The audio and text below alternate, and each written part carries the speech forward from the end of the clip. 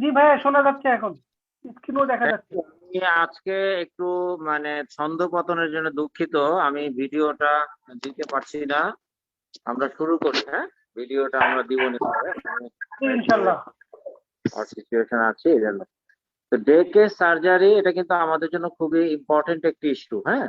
এটা এটার ক্ষেত্রে অনেক কোশ্চেন থাকে, অনেক সিচুয়েশনাল কোশ্চেন থাকে, প্লাস হচ্ছে অনেক ট্রিকি কোশ্চেন থাকে, ডিসচার্জ ক্রাইটেরিয়া থাকে, তারপরে হচ্ছে অ্যাসেসমেন্ট থাকে। বিশেষ করে আপনি যদি বলে যে একটা 60 কেজি ওমেন, ওর জন্য একটা একটু নয়েজি সাউন্ড আসতে পারে, এই জন্য সরি। তো যেটা বলছিলাম যে যদি এরকম আসে যে 60 কেজি ওমেন ল্যাপারোস্কোপির জন্য সেট করা হয়েছে, তাকে ইভালুয়েশন করতে হবে। এটাও কিন্তু একটা ডে কেস সার্জারির ইভালুয়েশন, হ্যাঁ, ডে কেস সার্জারি ইভালুয়েশন। তো এরকম কিন্তু কোয়েশ্চেন থাকে। এখন হুবহু যে ডে কেস সার্জারি এটা কিন্তু বলে দিবে এরকম কিন্তু না, হ্যাঁ, এরকম কিন্তু না, এটা খেয়াল রাখতে হবে। এই জন্য আমরা ডে কেস সার্জারি শুরু করি। এখন আমরা একটু জেনে রাখি যে অফিস বেসড প্রসিডিউর যেগুলো আছে, অনেক সময় আছে কিছু কিছু আছে অফিস বেসড প্রসিডিউর, হ্যাঁ। সেইগুলো কি কি সেইগুলো কি কি এটা একটু লিস্টটা একটু দেখে নেন। এটা হচ্ছে আমাদের, যদি আমরা এখানে আহ, মানে আমরা যদি ভাগ করে দিই, আমি কিন্তু আগেও বলছি যে যখনই ভাগ ভাগ করে লেখা হবে তখন একটা হোক বা দুটা হোক তখন কিন্তু বেশি পাওয়া যাবে। যেমন 1 নম্বর হচ্ছে বডিতে যে জিনিসগুলো করা হয় ডে সার্জারির ক্ষেত্রে ইন্টারন্যাশনালি হচ্ছে লাইপোসাকশন, তারপরে ব্রেস্ট অগমেন্টেশন, তারপরে ব্রেস্ট রিডাকশন, ম্যাস্টোপেক্সি, তারপরে abdominoplasty, arm and leg lift, এগুলো আর কি। আর ফেসের ক্ষেত্রে মানে আমি বলতে চাচ্ছি যদি আমরা অ্যাকচুয়ালি রিজন ওয়াইজ ভাগ করি, যেমন হচ্ছে বডি কি কি করি, ফেসে কি কি করি, গ্যাস্ট্রোইন্টেস্টাইনাল যেমন endoscopy, upper and lower endoscopy, colonoscopy, dental and oral maxillofacial কিছু প্রসিডিউর আছে, অর্থোপেডিক, হ্যাঁ, পডিয়াট্রি যেগুলো আর কি অর্থোপেডিক্স এর ডিভিশন, গাইনোকোলজিক্যাল কিছু প্রসিডিউর আছে যেমন ডাইলেটেশন কিউরেটেস, হিস্টারোস্কোপি, মিনি ল্যাপারোস্কোপি। এগুলো একটু মানে আমি জাস্ট সিরিয়ালি দেখে দেখানোর জন্য এই স্লাইডটা দিয়েছি, যেন আপনার মনে থাকে যে what are the common procedure performed in day surgery. এটাও হতে পারে, আবার হতে পারে এটার অ্যান্সার হচ্ছে যে অফিস বেসড প্রসিডিউর কি কি কাজগুলো হতে পারে। তো এইগুলো কিন্তু অ্যান্সার কিন্তু আলাদা না, হ্যাঁ, এগুলো কিন্তু একই মানে চলে আসবে। যেমন এখানে মিনি ল্যাপারোটমি, এটাও কিন্তু ডে সার্জারির মধ্যে রাখছে, এটা চিন্তা করে দেখেন আপনারা। হিস্টারোস্কোপি এটা নয় আমরা বুঝে নিলাম, কিন্তু মিলি ল্যাপারোটমি এটা কিন্তু এখানে রাখছে। তারপরে এন্ডোমেট্রিয়াল অ্যাবলেশন ও ওভাম রিট্রাইভাল, যেমন ইউরোলজির ক্ষেত্রে ভ্যাসেক্টমি, এগুলো আমরা জানি। সিস্টোস্কোপি, প্রোস্টেট বায়োপসি রেডি করে ফেলবেন, হ্যাঁ, সাতাইতে দিন। তো যেটা হচ্ছে অপথালমোপ্লাস্টি, অটোল্যারিঙ্গোলজির ক্ষেত্রে যে জিনিসগুলো হয়, এন্ডোস্কোপিক সাইনাস সার্জারি, তারপরে সেপ্টোপ্লাস্টি, মাইরিঙ্গোটমি, তারপরে ভাস্কুলার যেমন ভেইন স্ট্রিপিং, পেইন ম্যানেজমেন্টের যে কাজগুলো হয়, হ্যাঁ, সেগুলো ইনজেকশন, রেডিও ফ্রিকোয়েন্সি অ্যাবলেশন, এগুলো প্রত্যেকটাই হচ্ছে আমাদের অফিস বেস কাজ।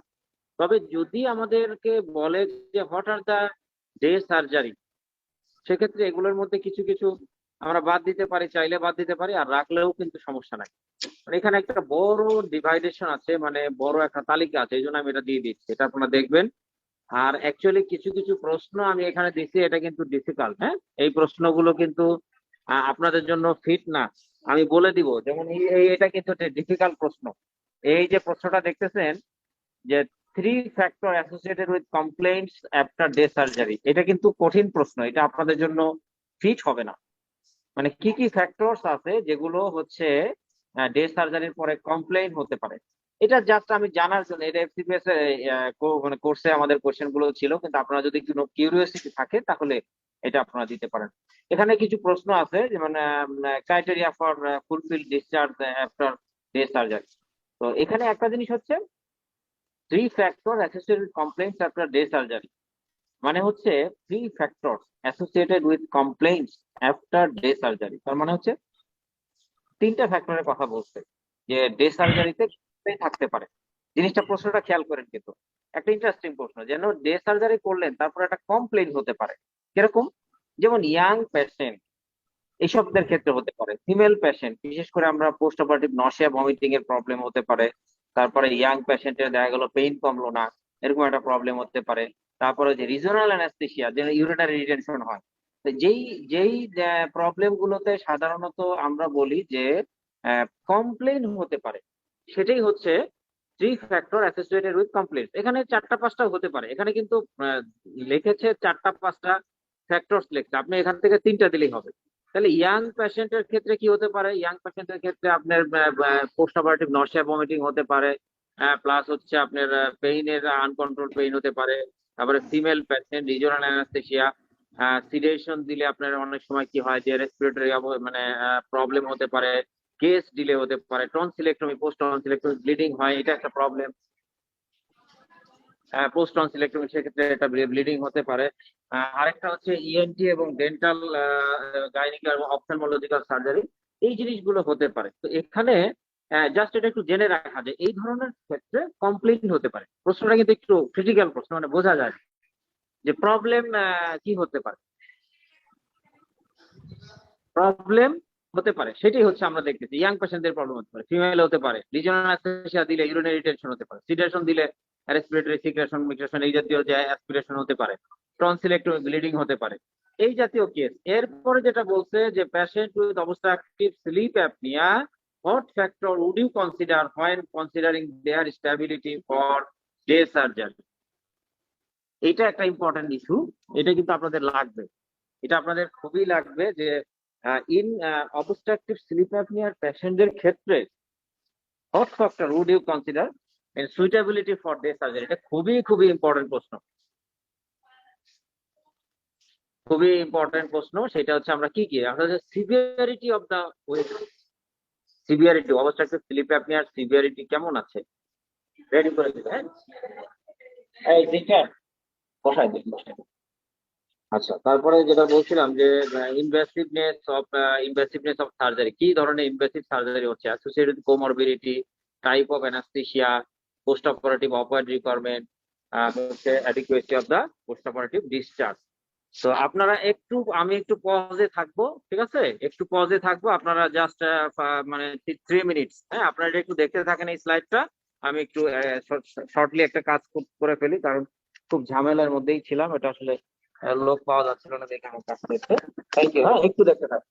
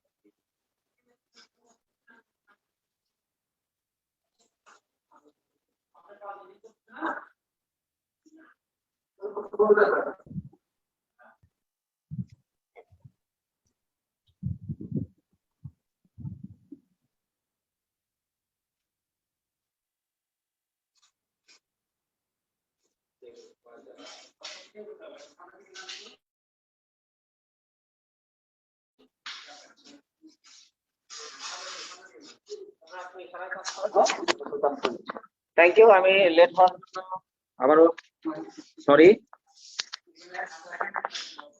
আপনারা কনসেন্ট্রেটেড থাকেন, একটু সাউন্ড নয়েজি হতে পারে হালকা।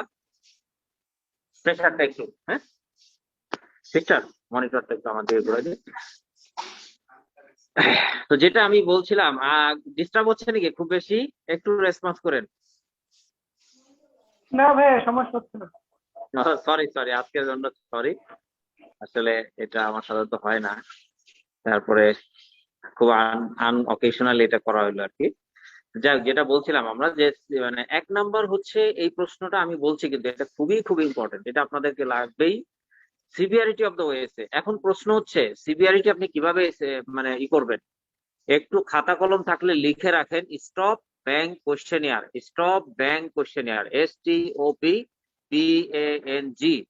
Stop bank questionnaire. এটা দিয়ে আপনি মানে সিভিয়ারিটি অ্যাসেস করে ফেলতে পারবেন যে তার মানে ওএসএ আছে কিনা, ওএসএ আছে কিনা এবং তার সিভিয়ারিটি কত। Stop bank questionnaire.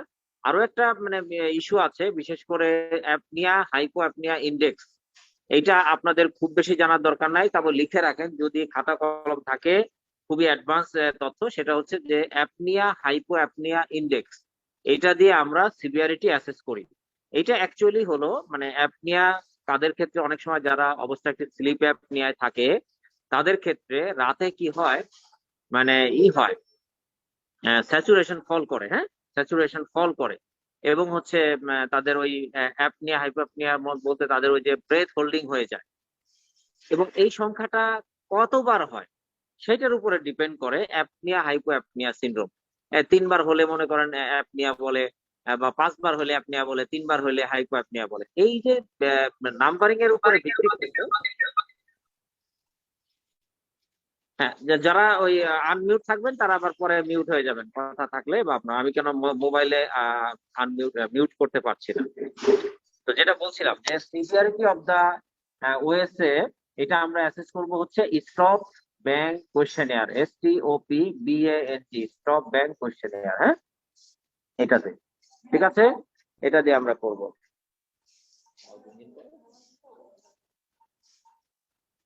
চেক দিয়ে অ্যাসোসিয়েটেড কোমরবিডিটি, বিশেষ করে আমরা যেটা বলি ওএস এর প্যাশেন্টদের, অবস্ট্রাকটিভ স্লিপ অ্যাপনিয়ার প্যাশেন্টদের ক্ষেত্রে কার্ডিয়াক প্রবলেম থাকতে পারে। তারপরে হচ্ছে যে তাদের একটা ইসকেমিক হার্ট ডিজিজ থাকতে পারে, ইসকেমিক হার্ট ডিজিজ থাকতে পারে। এই সমস্ত যাদের থাকে তাদের ক্ষেত্রে কিন্তু প্রবলেম, হ্যাঁ তাদের ক্ষেত্রে আমরা এই জিনিসটা দেখবো অ্যাসোসিয়েটেড কোমরবিডিটি। অনেক সময় ডায়াবেটিস থাকতে পারে, মোটা প্রেশার ডায়াবেটিস থাকতে পারে, হাইপোথাইরয়েড থাকতে পারে। আপনাকে এগুলো কিন্তু একটু লিখতে হবে। যদি আপনি লিখতে পারেন তাহলে you will get the full mark. I think যে অ্যাসোসিয়েটেড কোমরবিডিটি কান দিয়ে যদি লিখতে পারেন, ডিএম থাকতে পারে, ইসকেমিক হার্ট ডিজিজ, ISD থাকতে পারে, থাইরয়েড থাকতে পারে, ওবেসিটি থাকতে পারে, এগুলো যদি টান দিয়ে লিখতে পারেন তাহলে you will get the full mark. এই জন্য এই পয়েন্টস গুলো খেয়াল রাখতে হবে। হ্যাঁ যাওয়া যাবে, যাও। পোস্ট অপারেটিভ অপওয়ার্ড রিকোয়ারমেন্টস, এটা কিন্তু খুবই টাইপ অফ অ্যানাস্থেসিয়া খুবই ইম্পর্টেন্ট। কারণ হচ্ছে সাধারণত ওএস এর ক্ষেত্রে আমরা বলি যে রিজন অ্যানাস্থেসিয়া ভেরি অথেন্টিক, কারণ দিয়ে দিলে অনেক সময় কি হয় তাদের অ্যাসপিরেশনের সম্ভাবনা থাকে, তারপরে ইনটিউবেশন ডিফিকাল্টিস হয়, শর্ট নেক থাকে অনেক সময়, তারপর এইসব অনেক কিছু কারণে আমাদের ডিফিকাল্ট প্রসিডিউর হয়। ইভেন আমরা যদি অপয়েড ইউজ করি, post operative respiratory depression persistent থাকে, এই ধরনের প্রবলেম গুলো হতে পারে। এই জন্য টাইপ অফ অ্যানাস্থেসিয়া আমাদের একটা বড় কনসার্ন, মানে কি অ্যানাস্থেসিয়া দিব এবং সেক্ষেত্রে আমাদের ম্যানেজমেন্টও চেঞ্জ হবে। তারপরে হচ্ছে পোস্ট অপারেটিভ অপয়েড রিকোয়ারমেন্ট, খুবই খুব ইম্পর্টেন্ট একটা পয়েন্ট। কারণ ওএস এর পেশেন্ট গুলো সাধারণত পোস্ট অপারেটিভ অপয়েড রিকোয়ারমেন্ট যদি আমরা দেই তাহলে কিন্তু ওদের মানে হতে পারে, বিশেষ করে স্লিপ অ্যাপনিয়া সিনড্রোমটা বেড়ে যেতে পারে, ব্রেথ হোল্ডিং হতে পারে, অ্যাসপিরেশন হতে পারে, এই জাতীয় প্রবলেম হতে পারে। তো সুতরাং সেদিকে আমাদের খেয়াল রাখতে হবে যে আমি অপয়েডটা কমাই দিব। তার মানে আমাদের ক্ষেত্রে খেয়াল রাখতে হবে অবস্ট্রাকটিভ স্লিপ অ্যাপনিয়া থাকলে তাকে আমি অপয়েড ফ্রি দেওয়ার চেষ্টা করব, অথবা যদি লাগে সেক্ষেত্রে মিনিমাম অপয়েড অথবা মাল্টিপল অ্যানালজেসি আমরা ইউজ করবো, রিজনাল টেকনিক্স হতে পারে, তারপরে মাল্টি এজেন্ট ইউজ করতে পারে, এনএসআই যদি কন্ট্রা ইন্ডিকেশন না থাকে সেক্ষেত্রে আমরা ইউজ করতে পারি। তো এই জন্য আমি একটু মিউট করে, হ্যাঁ, অপয়েড রিকোয়ারমেন্টটা ভেরি ইম্পর্টেন্ট এইসব ক্ষেত্রে। Adequate discharge observation, adequate post operative discharge observation, হ্যাঁ। পোস্ট অপারেটিভ ডিসচার্জে আমাকে ভালো করে সময় দিতে হবে যে প্রবলেম আছে কিনা বা অন্য কোনো সমস্যা আছে কিনা। তারপরে post patient compliance with existing treatment specially CPAP, এই লাইনটা খুবই ইম্পর্টেন্ট। যদি বলে যে একটা অবস্ট্রাকটিভ স্লিপ অ্যাপনিয়ার পেশেন্টকে আপনি অ্যানেস্থেসিয়া দিচ্ছেন, তার হচ্ছে post operative what are the major concern, এক নাম্বার বলবেন যে সিপ্যাপ লাগবে, সিপ্যাপ বা বাইপ্যাপ। এটার ইউজ যদি এটা না বলেন, হ্যাঁ, এটা যদি না বলেন তাহলে আপনি কখনোই আপনার অ্যান্সারটা মানে ফুলফিল হবে না যে আপনি ঠিক মতো দিচ্ছেন কিনা। মানে এটা চাবে, স্যাররা এটাই চায় যে পোস্ট অপারেটিভ বড় কনসার্ন হচ্ছে অবস্ট্রাকটিভ স্লিপ অ্যাপনিয়ার, সেটা হচ্ছে যে সিপ্যাপ এবং বাইপ্যাপ। এই দুইটা জিনিস না লেখা পর্যন্ত আপনাকে সারা নাম্বার দিবে না। যারা এই দুটো লিখবে আর কিছুই লেখার দরকার নেই, ফুল মার্কস পেয়ে যাবেন। আপনার যদি 2 মার্কস থাকে 2 মার্কসই পাবেন। স্ক্রিন মনে হয় দেখা যাচ্ছে না, না? না স্যার। ও সরি, বলবেন না, আপনারা চুপ করে দেখি শুনতেছেন সবাই। আচ্ছা দেখাচ্ছি না, অসুবিধা নাই। আচ্ছা আমরা ছিলাম এইখানে, হ্যাঁ, এখন মনে হয় ঠিক আছে। মোবাইলে এখন দেখা যাচ্ছে স্যার। হ্যাঁ, থ্যাংক ইউ। তাহলে এই পর্যন্ত বোঝা গেছে না? এটা কিন্তু বিশেষ করে অবস্ট্রাকটিভ স্লিপ অ্যাপনিয়ার পেশেন্টদের ক্ষেত্রে খুবই ইম্পর্টেন্ট। স্লাইডটা দেখতে থাকেন।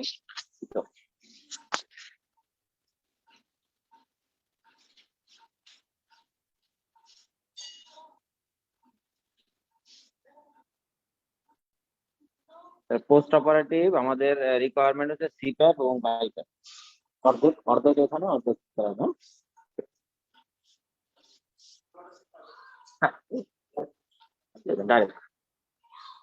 Sorry sorry for interruption. আমাদের একটা সিজার চলতেছিল এই ফাঁকে, আপনাদের আবার কাজ শুরু করলাম। আচ্ছা, তারপরে patient compliance and existing treatment specially CPAP.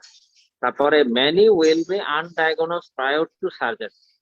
এটা খুবই ইম্পর্টেন্ট একটা ইস্যু, যে অনেক সময় কিন্তু আপনি ভালো করে অ্যাসেস না করলে অনেক কিছু আপনি আনডায়াগনোজ করে ফেলতে পারেন। যেমন ইসকেমিক হার্ট ডিজিজ, আপনি জানেন না। পেশেন্ট হাইপারটেনসিভ, আপনি জানেন না।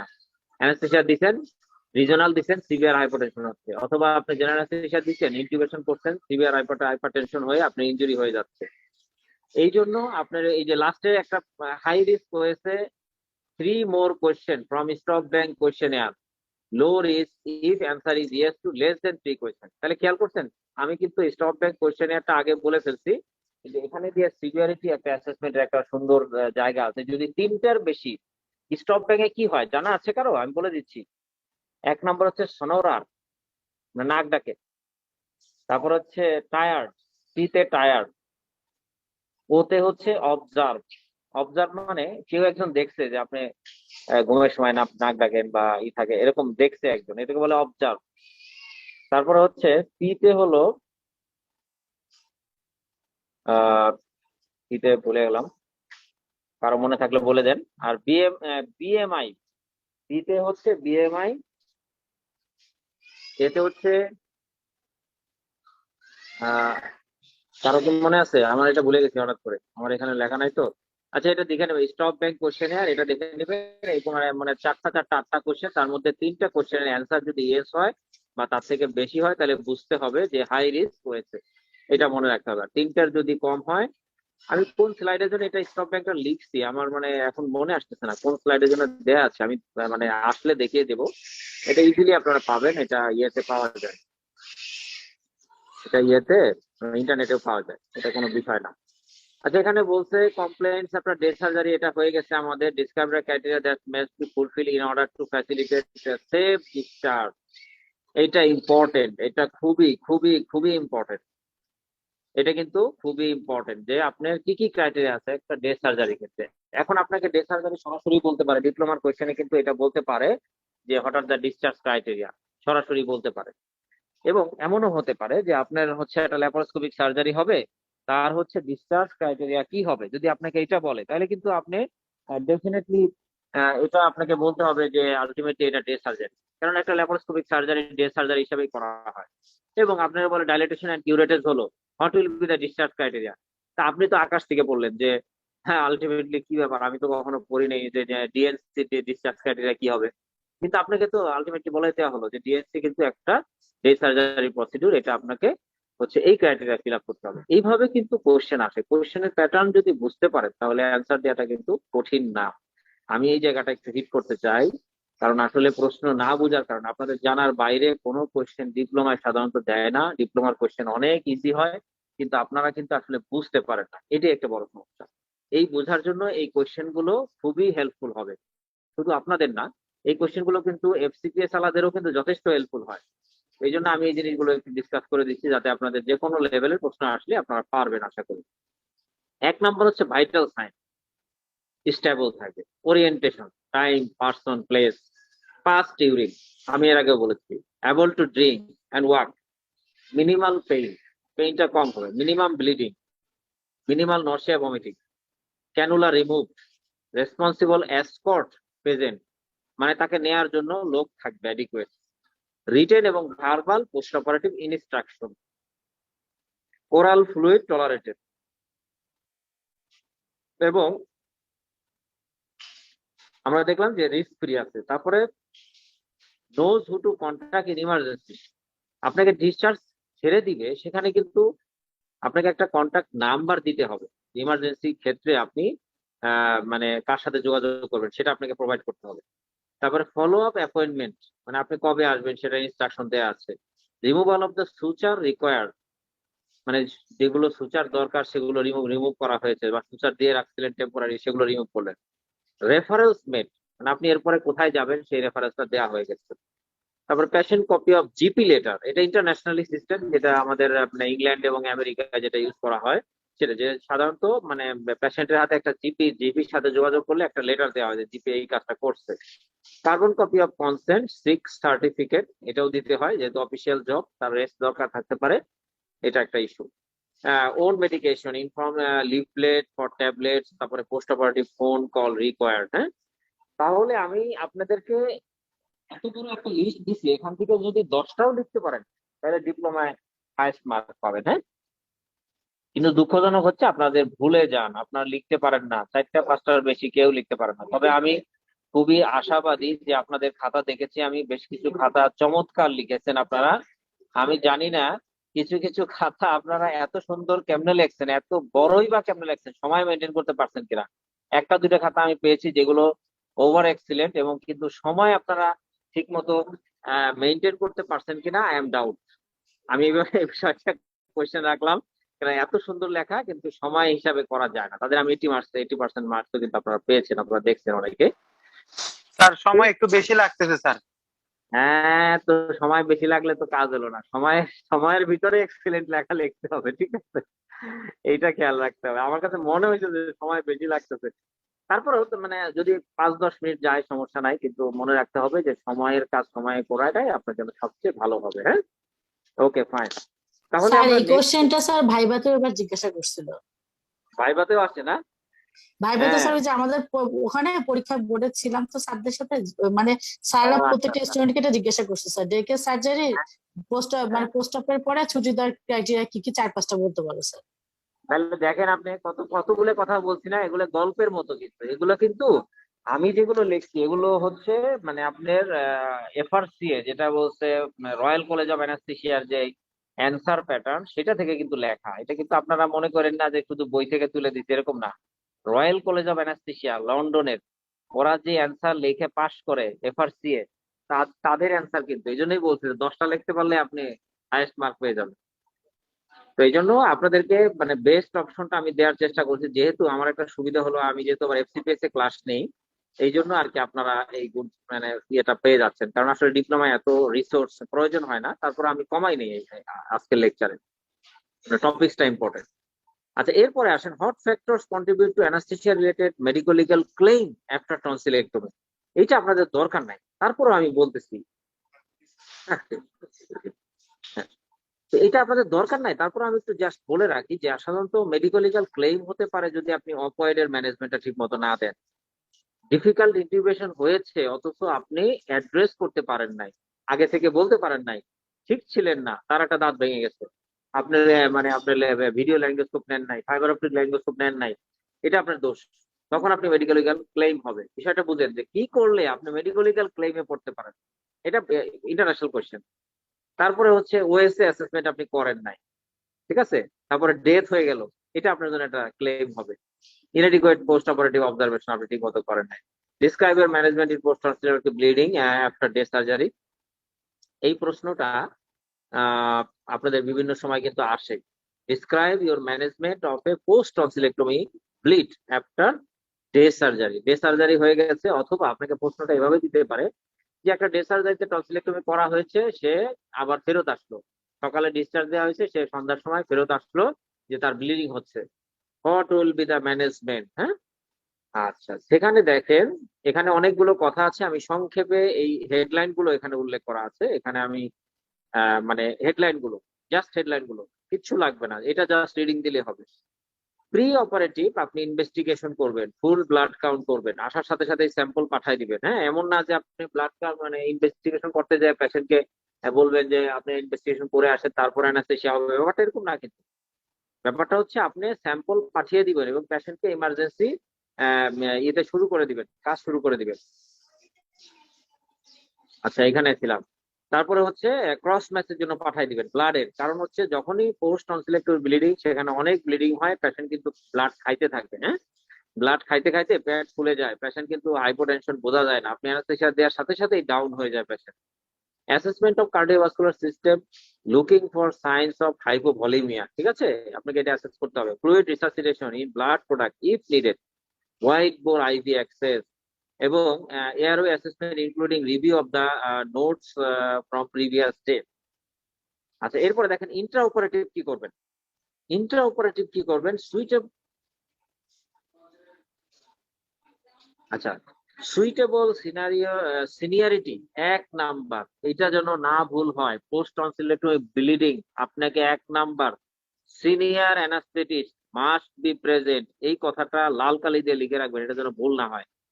যখনই এটা আপনাকে বলবেন একজন স্টুডেন্ট, একজন ডিএ করা কমপ্লিট করা স্টুডেন্ট, কখনোই এই পোস্ট টনসিলেক্টমি ব্লিডিংটা হ্যান্ডেল করার জন্য বইপত্রে লেখা নাই, বলা আছে seniority of anaesthetic and ENT staff should be present. শুধু অ্যানাস্থেটিক না, ইএনটি স্টাফও should be present, consultant present থাকতে হবে। 2টা লার্জ বোর সাকশন ডিভাইস, 2টা লার্জ বোর সাকশন ডিভাইস, একটা কিন্তু মুখ দিয়ে মানে সাকশন দিতে হবে, পেটের মধ্যেকার ব্লাড বের করতে হবে। Surgeon scrubbed and ready for pre induction, ready pre induction, হ্যাঁ, ইন্ডাকশনের আগে surgeon ready. Rapid sequence induction including pre oxygenation and cricoid pressure, RSI করতে হবে। anticipated potentially difficult airway due to blood swelling or edema post recent intubation, have similar ET tube ready and spare the first may block and clot। এইটা আমি বলবো 1 number হচ্ছে difficult intubation হবে, এটা মাথায় রাখবেন। 2 নাম্বারে টিউবটা নেবেন আন্ডার সাইজ, আগে যদি 6 নাম্বার দিয়ে করে থাকেন তাহলে এখন দিবেন 5.5, আগে যদি 7 নাম্বার দিয়ে করে থাকেন তাহলে এখন দিবেন 6.5। তার মানে কি ইডিমেটাস এয়ারওয়ে আপনার একটু কম লাগতে পারে। ক্লিয়ার? তাহলে এই জায়গাটা আপনাকে খেয়াল রাখতে হবে। ইটি টিউবটা আরএসআই করবেন, তারপরে হচ্ছে সার্জন রেডি থাকতে হবে এবং সিনিয়র কনসালটেন্ট ইএনটি প্লাস হচ্ছে সিনিয়র অ্যানাস্থেটিস্ট, এগুলো নিয়ে আপনি রেডি করলেন, আরএসআই করলেন, হচ্ছে টিউব নিবেন আন্ডার সাইজ, কারণ এয়ারওয়ে ডিফিকাল্ট ইন্টিউবেশন অথবা হচ্ছে এয়ারওয়ে ইডিমা থাকবে। Ensure ETT fix in place, ঠিক আছে, এন্ডোটেকাল টিউব এটা পুরোপুরি সিকিউর করার পরে আপনার কাজ শুরু হবে। ঠিক আছে, শেয়ার্ড এয়ারওয়ে, এই জিনিসটা আমি বলে রাখি, যদি খাতা কলম থাকে লিখে রাখেন, যারা খাতা কলম আছে তারা লিখে রাখবেন। শেয়ার্ড এয়ারওয়ে, সুন্দর ব্র্যাকেটে সব লেখা আছে, shared airway. What is shared airway?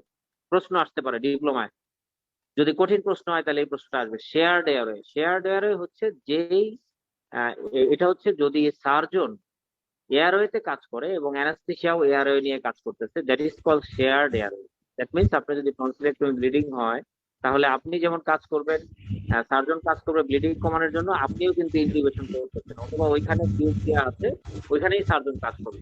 টিউবের হচ্ছে ইয়েটা লিক হতে পারে, টিউবের হচ্ছে আপনার বেলুনটা লিক হয়ে যেতে পারে, টিউবটা ফুটো হয়ে যেতে পারে, টিউবের মধ্যে স্টিচ পড়ে যেতে পারে, এটা দেখতে কিনা কথা না, তোমরা অনেকেই দেখছেন টিউবের মধ্যে স্টিচ পড়ে গেছে, দেখা যাচ্ছে টিউব সরাইতে পারতেছে না, এই ধরনের সমস্যা হতে পারে। তো এই কারণে আপনাকে যেটা করতে হবে, শেয়ার্ড এয়ারওয়ে যদি কখনো স্বপ্ন থাকে, শেয়ার্ড এয়ারওয়ে হচ্ছে একই জায়গায় সার্জন এবং অ্যানেস্থেটিয়া কাজ করলে সেটা হচ্ছে শেয়ার্ড এয়ারওয়ে। উদাহরণ হিসেবে দিবেন টনসিলেক্টমি, পোস্ট টনসিলেক্টমি ব্লিডিং, অথবা other any oral cavity surgery, local cut surgery, এগুলো হচ্ছে শেয়ার্ড এয়ারওয়ে উদাহরণ। And inhalation or induction with patient in head down lateral position, এই জায়গাটা যদি দেখে থাকেন আমি বলবো যে খুবই রেড মার্ক। পেশেন্টকে ইনহেলেশনাল ইন্ডাকশন করতে হবে এবং হেড ডাউন করে নিতে হবে এবং ল্যাটারাল পজিশন।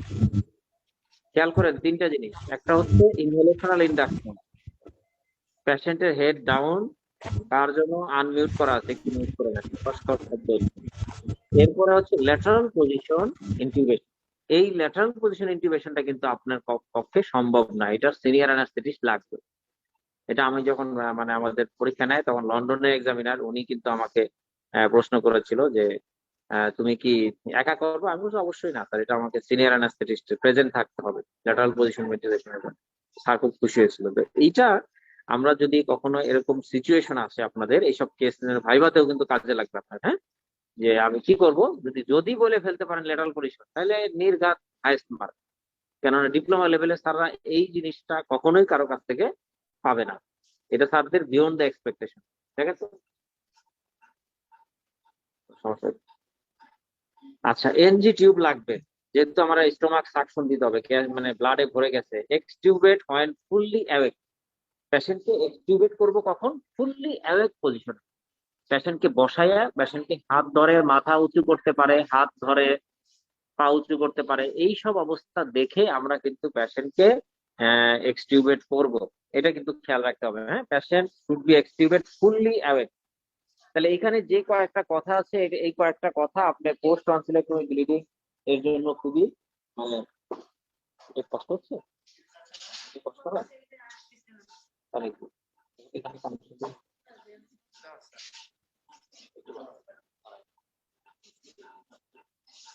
ওকে, যেটা বলছিলাম পোস্ট অপারেটিভ আপনার এই পেশেন্টের যেহেতু এটা সেকেন্ড টাইম অপারেশন, যেহেতু পোস্ট টনসিলেক্টমি ব্লিডিং তার কিছুক্ষণ আগে অপারেশন হয়েছে, এইসব পেশেন্টকে এইচডিএল এবং আইসিইউ লাগতে পারে। Close monitoring with regular observation, well lit area, এটা not back to a dark ward at night. তার মানে ওয়েল লাইট এরিয়া মানে হচ্ছে যে মানে সবার এমন কিছু জায়গা থাকে যে কোনার মধ্যে একটা ওয়ার্ড পড়ে গেছে, ওয়ার্ডে না, বরঞ্চ তাকে ক্লোজ মনিটরিং এ, তাকে একেবারে ইম্পর্টেন্ট ওয়ার্ড যেখানে সকল সময় স্টাফরা থাকে, নার্সিং স্টাফ থাকে, চিকিৎসক থাকে, সেই সকল জায়গায় তাকে রাখতে হবে। Monitoring food blood count, coagulation profile, haemoglobin, এটা আমরা দেখবো। যদি ব্লাড দেয়া লাগে দিব, সাপ্লিমেন্টাল নিডেড ওভার 6 উইক আমরা দেখবো। Patient should remain in hospital for 24 hours. হ্যাঁ, 24 আওয়ার হসপিটালে থাকবে। Discharge once, no further bleeding, no further transfusion requirement, eating, drinking and pain well control. তাহলে এই যে প্রশ্নটা আমি কেবল বললাম, খুবই ইম্পর্টেন্ট একটা প্রশ্ন, খুবই ভেরি কমন প্রশ্ন। এটা সাধারণত ডিপ্লোমা, এফসিপিএস, এমডি সব লেভেলেই এই প্রশ্নটা কিন্তু বিভিন্ন ভাবে আসে। এই জন্য আমি এই প্রশ্নটাকে আমি মানে ছোট করে দেখি না, কারণ আসলে ইএনটি থেকেও প্রশ্ন আসতে পারে, আবার আপনার ডে সার্জারির কমপ্লিকেশন থেকেও প্রশ্ন আসতে পারে, এগুলো কিন্তু আসতে পারে। এখন আসেন ডে সার্জারির ডেফিনিশন। দেখেন, আগে তো আপনারা ডে সার্জারির ডেফিনিশন আগে জানতেন না নিশ্চিত। এটা কিন্তু day surgery is defined in UK as a patient being admitted to hospital for a planned procedure and discharged home at the same day. Patient on the day surgery pathway from the point of surgical booking in USA. তাহলে UK তে বলছে same ডেতে সে discharge হয়ে যাবে। খেয়াল করেন, কিন্তু UK তে বলছে সেম ডেতে, যেমন সকালে এসে ভর্তি হয়েছি, রাতের আগে আমার ডিসচার্জ হয়ে যাবে, that is call day surgery. UK তে বলছে 23 আওয়ার্স স্টে, 24 ঘন্টার আগে তাকে নিলেই হবে। আপনি সকাল 10টায় ভর্তি হয়েছেন, রাত 10টার আগে আপনি রিলিভ করলেই হবে, 23 ঘন্টার মধ্যে আপনি হয়ে যাবে, টাইম বেঁধে দিচ্ছে। আর ইউকে তে বলছে যে টাইম না, আমার দিনে দিনে ছাড়তে হবে, রাতের কোনো ঝামেলা আমি নিব না। এই জাতীয় মানে বিষয়টা এখানে করে দিচ্ছে। আচ্ছা, এটাই হচ্ছে ডে সার্জারির কথা, আর কিছুই না এখানে। আমি আর কিছু বলি, what are the benefits of A day surgery to the patient and hospital. এটা তো আপনারা জানেন, benefits of the day surgery, এটা বলার কিছু নাই। পেশেন্টের প্রিফারেন্স আছে, টাইমলি ট্রিটমেন্ট হয়, তারপরে reduce risk of নজোকোমিয়াল infection, early return to the normal activity, তারপরে হচ্ছে অ্যাংজাইটি রিলিভ হয়ে যায়, হসপিটাল স্টে কমে যায়, পেশেন্টের খরচ কমে যায়, ঠিক আছে, হসপিটালে ট্রিটমেন্ট কমে যায়।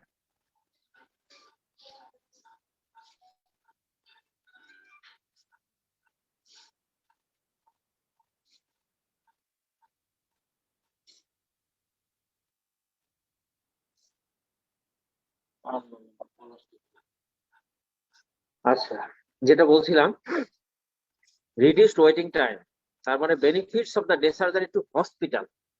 দেখেন দুইটা জিনিস, একটা হচ্ছে পেশেন্টের কিছু বেনিফিট। পেশেন্টের বেনিফিট কি? পেশেন্ট প্রিফারেন্স পাইলো, আগে অপারেশন তাড়াতাড়ি আসেন, তাড়াতাড়ি operation, timely treatment, reduce risk of post operative যেগুলো nosocomial infection, early return to normal activity, তারপরে অ্যাংজাইটি নাই কোনো, আরামে রাতের বেলা বাসায় যায় ঘুমাচ্ছে, রিডিউস হচ্ছে থ্রোম্বোএম্বোলিজমের কোনো প্রবলেম নাই এখানে, রিসিভ হসপিটাল ট্রিটমেন্ট এবং সে সুন্দর মতো চলে গেল।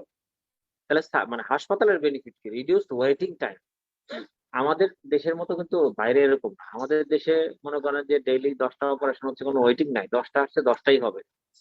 কিন্তু বাইরে এটা সিস্টেম আছে। এখানে মনে করেন যে আগে 1 মাস আগে অ্যাপয়েন্টমেন্ট দিতে হবে আপনাকে, যে একটা অ্যাপেন্ডিসেক্টমি অপারেশন হবে ওই দিন, যদি ইমার্জেন্সি না হয়। ইমার্জেন্সি সেকশনটা ডিফারেন্ট। তো রিডিউসড ওয়েটিং টাইম, তাহলে আপনি হচ্ছে যে ডে সার্জারির জায়গায় সেটা হচ্ছে ডেতে আসবে, ডেতেই চলে যাবে, তার মানে ওয়েটিং টাইম নাই এখানে। সিলেকশন যখন হয়ে যাবে তখন আপনি অপারেশন হবে। ভ্যালু ফর মানি এবং কস্ট অফ দ্য হসপিটাল, তাহলে হসপিটালের খরচটা আপনার কমে যাচ্ছে। Quicker turn over of the patient, তার মানে ডে সার্জারিতে যদি আপনি নিতে পারেন, দিনে 10টা অপারেশন করলে 10টা দিনেই চলে গেল, তাহলে আপনার হসপিটাল টার্ন ওভার বেশি। আপনি যদি মানে হসপিটাল স্টে করান, তাহলে আপনার বেড অকুপাই হয়ে থাকলো, পেশেন্টের টার্ন ওভারটা কমে গেল। লোয়ার রিস্ক অফ ক্যান্সেলেশন, তারপরে overnight bed spread major surgical.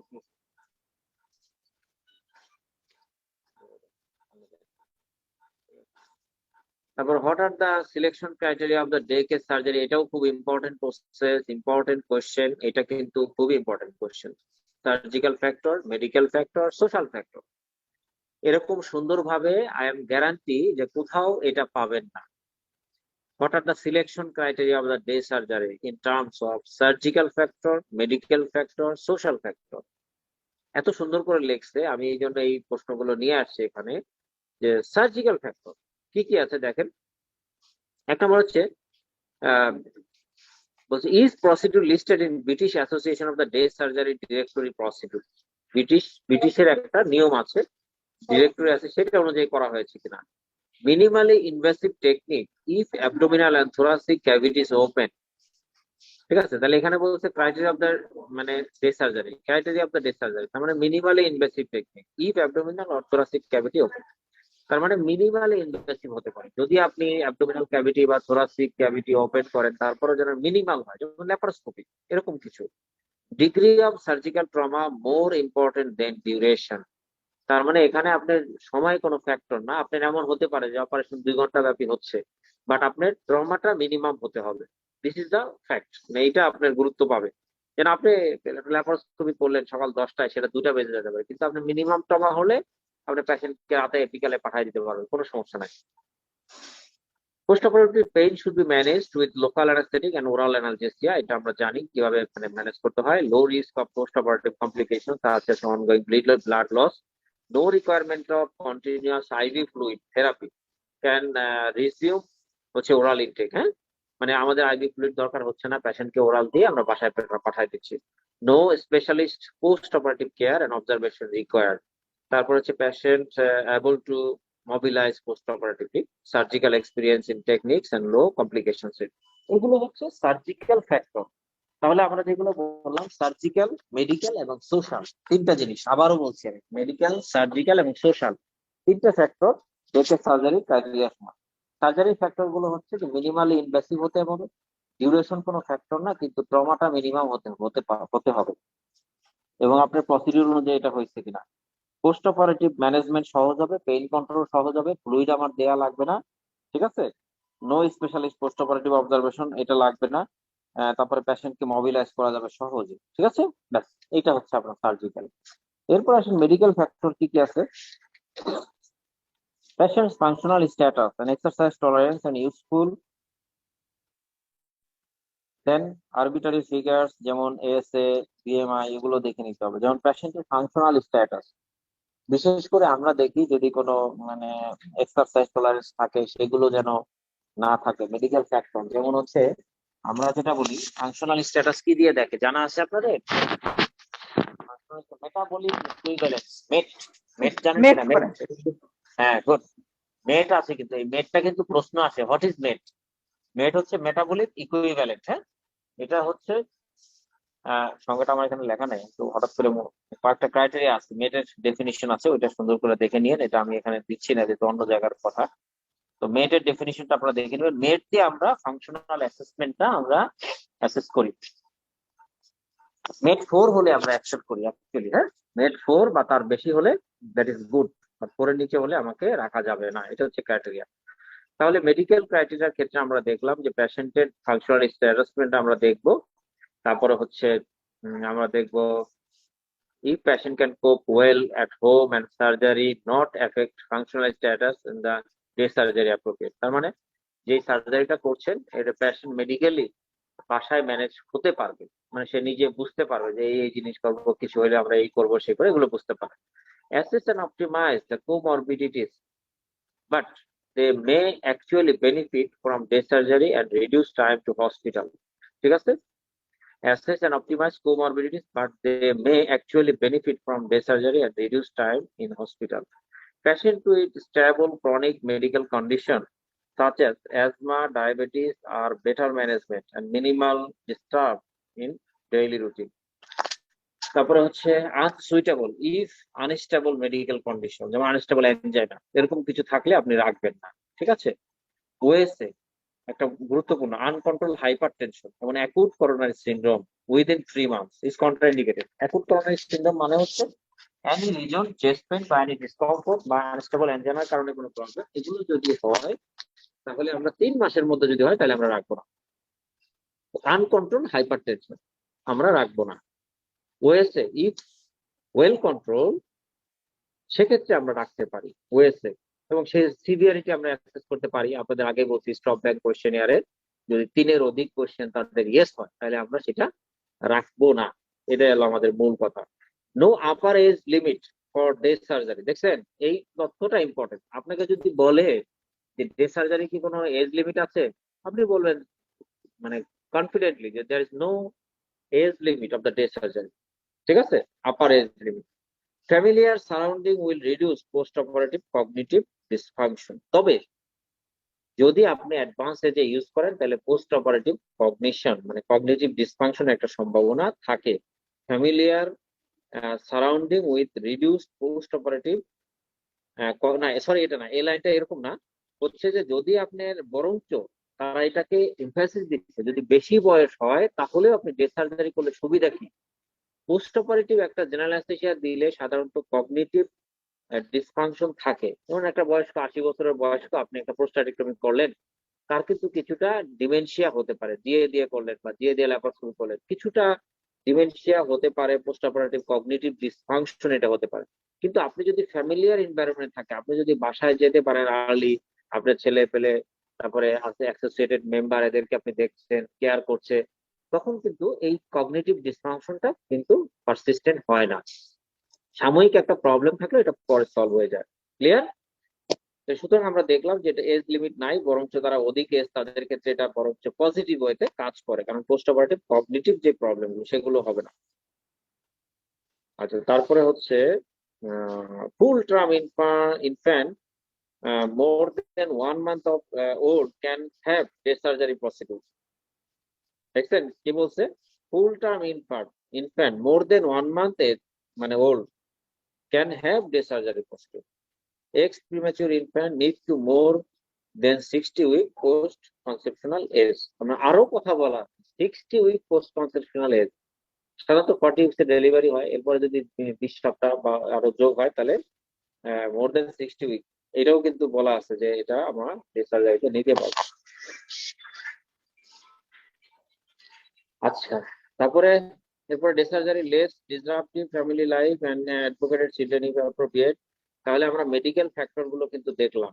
আমি যদি আবার একটু সামারি করি, সেটা হচ্ছে যে পেশেন্টের ফাংশনাল স্ট্যাটাসটা ভালো থাকতে হবে, কোমরবিডিস গুলো ওয়েল কন্ট্রোল থাকতে হবে। এটা একটা আমি বানায় বলতেছি, কিন্তু হাইপার টেনশন থাকলে কন্ট্রোল থাকতে হবে। ওএস এর সিভিয়ারিটি আমাদের অ্যাসেস করতে হবে। আনকন্ট্রোল হাইপারটেনশন আনস্টেবল অ্যানজাইনা রাখা যাবে না, অথবা অ্যাকুট করোনারি সিনড্রোম 3 মাসের মধ্যে 3 মাসের মধ্যে এটা রাখা যাবে না। ঠিক আছে, এই কটা হচ্ছে মেজর। তারপরে এজ লিমিট নাই, তারপর আর্লি রিকভারি, এগুলো এইসব হচ্ছে এরপরে কথাগুলো আপনি পারলে লিখতে, না পারলে নাই। আমি বলবো যে ডিপ্লোমার জন্য এত কঠিন দরকার নাই, একটু ফ্লেক্সিবল অনেক বেশি।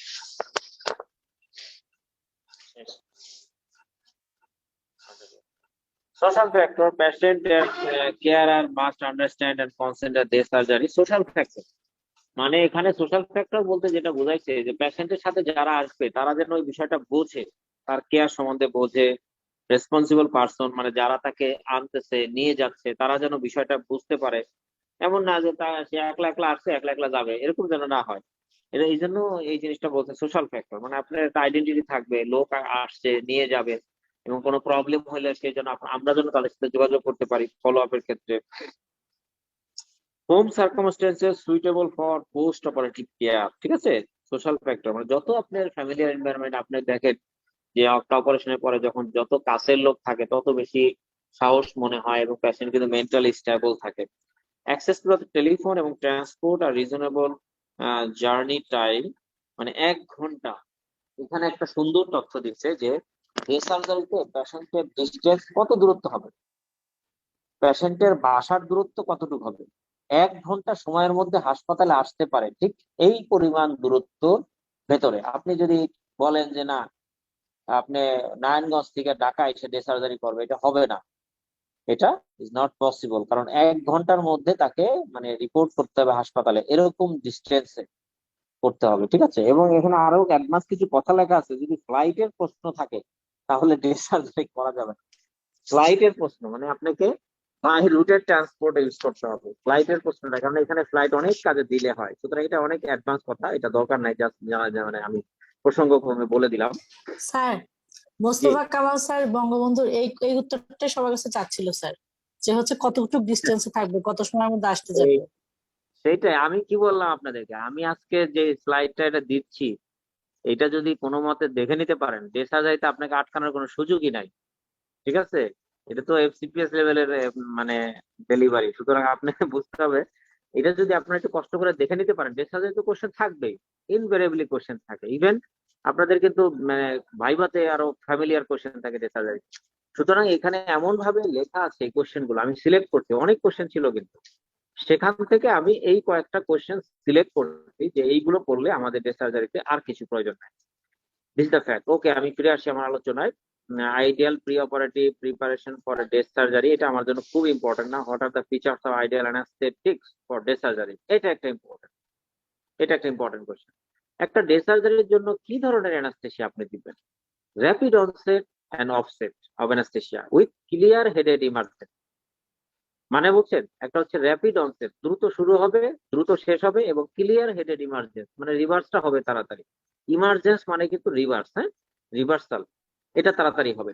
Clear headed, minimal post operative nausea, vomiting, dizziness এবং ড্রাউজিনেস, এই ধরনের আমরা অ্যানাস্থেসিয়া দিব। তাইলে কিন্তু বাদ করে যাচ্ছে জিএ, জি এর ক্ষেত্রটা বাদ করে যাচ্ছে, কারণ আমরা নাইট্রাস ইউজ করি, হ্যালোথেন ইউজ করি, এগুলো পোস্ট অপারেটিভ নশা ভমিটিং করে। Rapid return to full cognitive function, rapid return to oral nutrition and mobilisation. ঠিক আছে, short acting agent supplemented local anaesthetic technique, দেখছেন, short acting agent supplemented with local anaesthetic technique, simple oral analgesia দিয়ে maintain করা যায়, এরকম কিছু।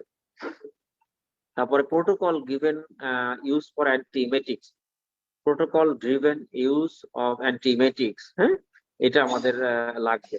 তারপর হচ্ছে minimal starvation time and judicious use of IV fluid, যেন ওভার ফ্লুইড ইউজ করে পেশেন্টকে পালমোনারি ইডিমা বানায় ফেলেন, এরকম কোনো ঝামেলা না হয়। Prompt management of pain and PONV in recovery.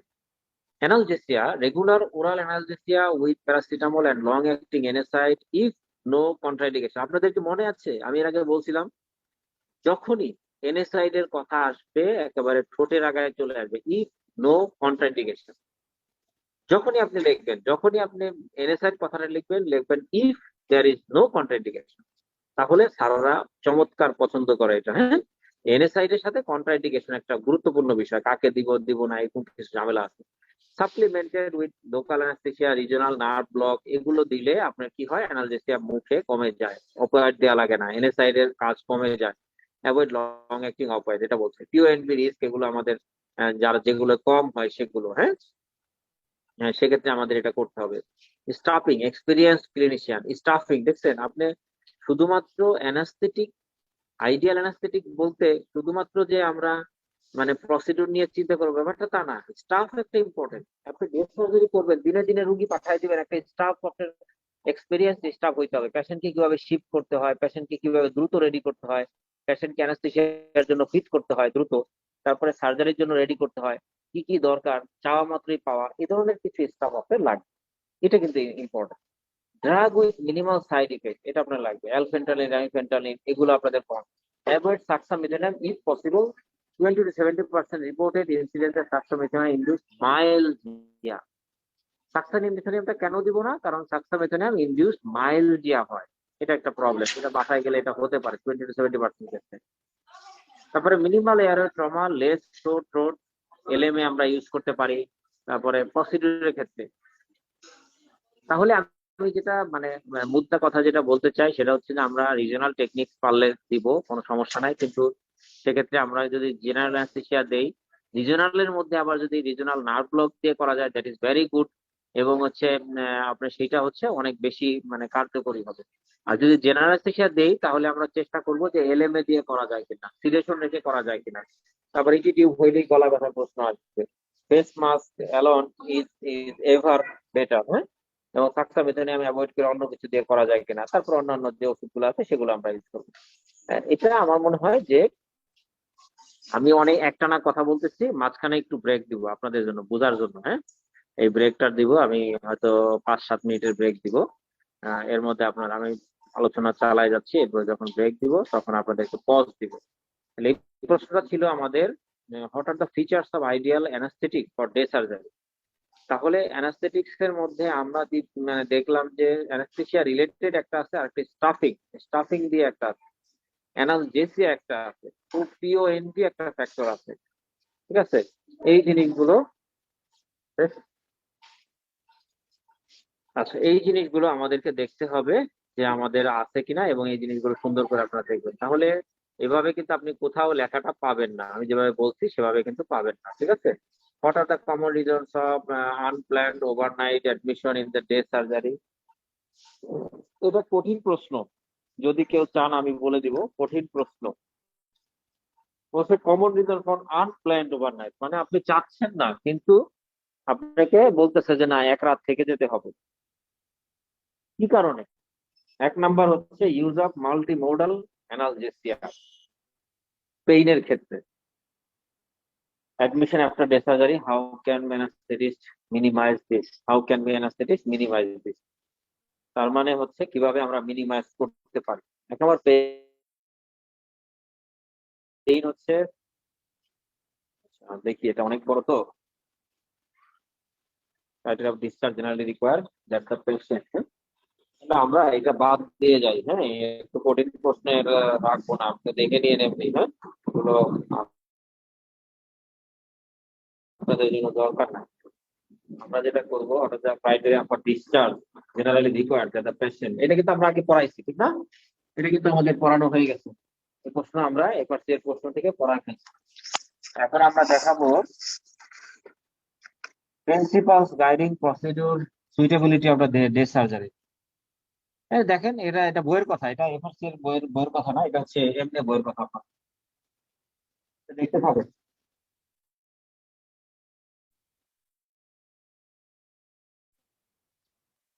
Principles guiding procedure suitability for day surgery, ঠিক আছে, should have the ability to control hemorrhage, low risk post-operative bleeding and cardiovascular instability. Surgery should not produce large fluid shift. তারপরে allow rapid return to oral intake and after surgery. এটা হচ্ছে সহজ ভাষায় লিখছে। এরপর বইটা তো অনেক সময় এটি প্র্যাকটিক্যাল ওরিয়েন্টেড লেখে, কিন্তু এখানে সহজে লিখছে। তারপরে হচ্ছে patient able to mobilise safely post operatively, ঠিক আছে। No prolonged period of observation is required. Post operative pain control with oral analgesic. তারপরে আছে no prolonged period of observation required if abdominal and thoracic cavities are entered, minimally invasive technique should be used। এটা আমরা আগেই পড়েছি, এই কথাগুলো কিন্তু আগেই পড়েছি। আমি এই সাথে একটা কথা বলে দেই, একটু ফ্যানের সাউন্ড হবে, হ্যাঁ, সাধারণত একটু ফ্যানের সাউন্ড হতে পারে, ফ্যান ঘুরতেছে উপরে। তো যেটা আমি বলছিলাম সেটা হচ্ছে যে এই যে স্মিথ এবং মর্গ্যান, আপনি দেখবেন যে এই দুইটা বইয়ের বাইরে মানে পুরো ভালো করে যদি পড়া যায়, তাহলে কিন্তু আপনি দেখবেন যে এফআরসি এর যে কোশ্চেন গুলো আমি আলোচনা করলাম, এগুলো কিন্তু এই কথাগুলোর মধ্যেই আছে। প্রেজেন্টেশনটা অনেক এক্সিলেন্ট, কিন্তু বইতে কিন্তু এই কথাগুলো আছে। এফআরসি এর কোশ্চেনের অ্যান্সার গুলো কিন্তু এই কথাগুলো আছে, কিন্তু এখানে একটু শর্টলি প্রেজেন্ট করতে, ওখানে একটু ইলাবোরেটিভ।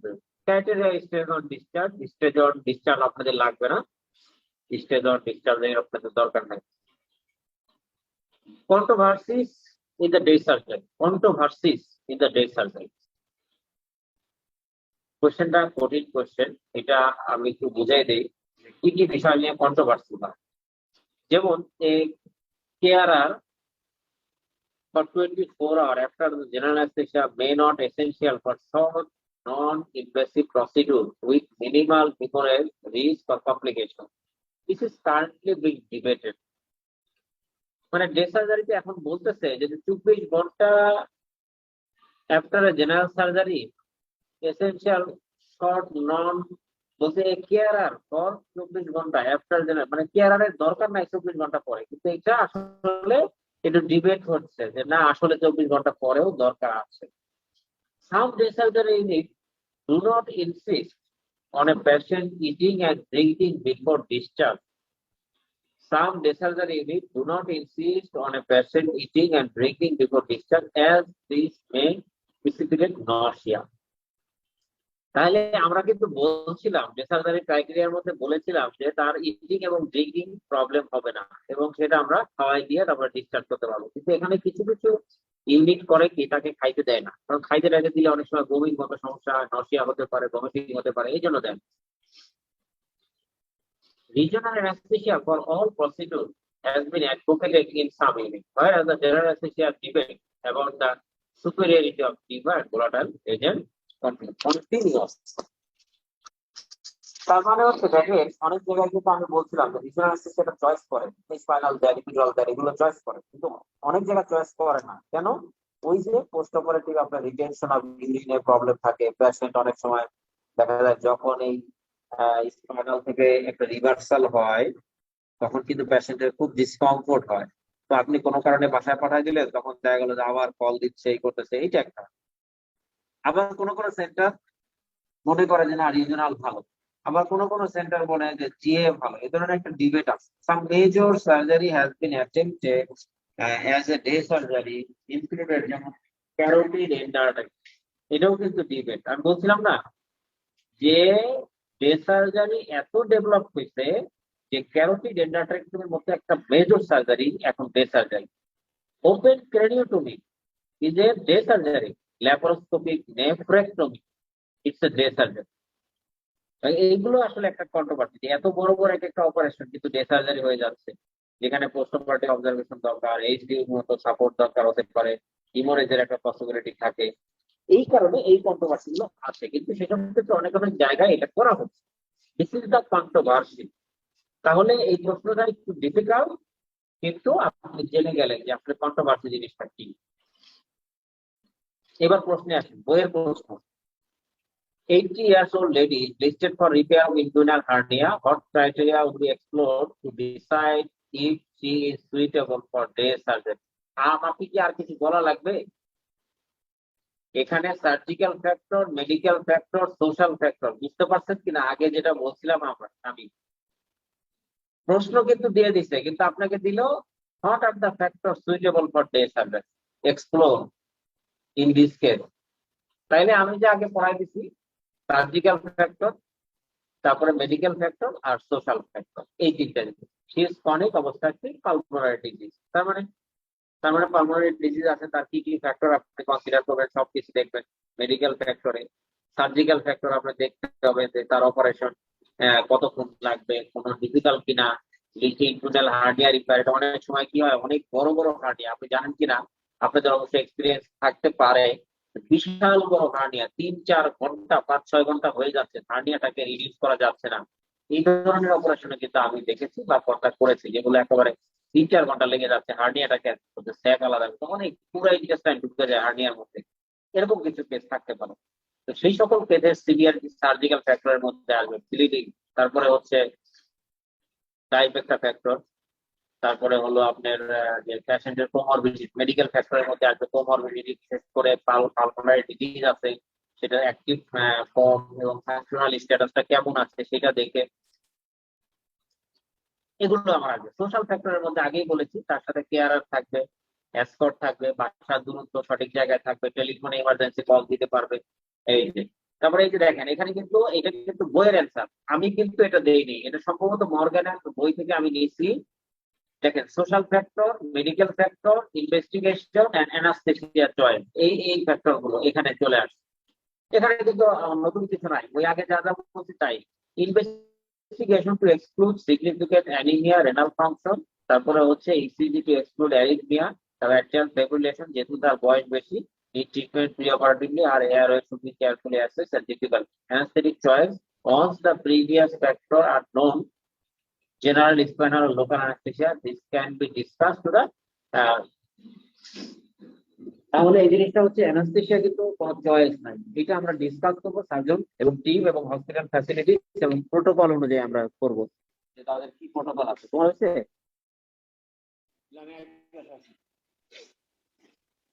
তাইলে আমরা বললাম যে প্রোটোকল অনুযায়ী এবং সবকিছু অনুযায়ী আমরা প্রসিডিউরটা দেখবো যে আসলে সেটা কেমন হয়, ঠিক আছে। তাহলে আমরা দেখলাম, দেখেন এরপরের কোয়েশ্চেনটা দেখেন, a 56-year-old man need a knee arthroscopy, his BMI is 40 kg, insulin dependent diabetes mellitus, density A1C হচ্ছে 67 millimole per mole, hypertension, mild OSA. Discuss the anesthetic techniques for this man to increase chance of successful day surgery. Arthroscopy, এখানে একটা বড় problem দেখেন, BMI কিন্তু 40 KG, তার মানে কি পরিমাণ মোটা এই লোকটা, 56 ইয়ার, ডায়াবেটিস হাইপারটেনশন আছে, মাইল্ড রয়েছে।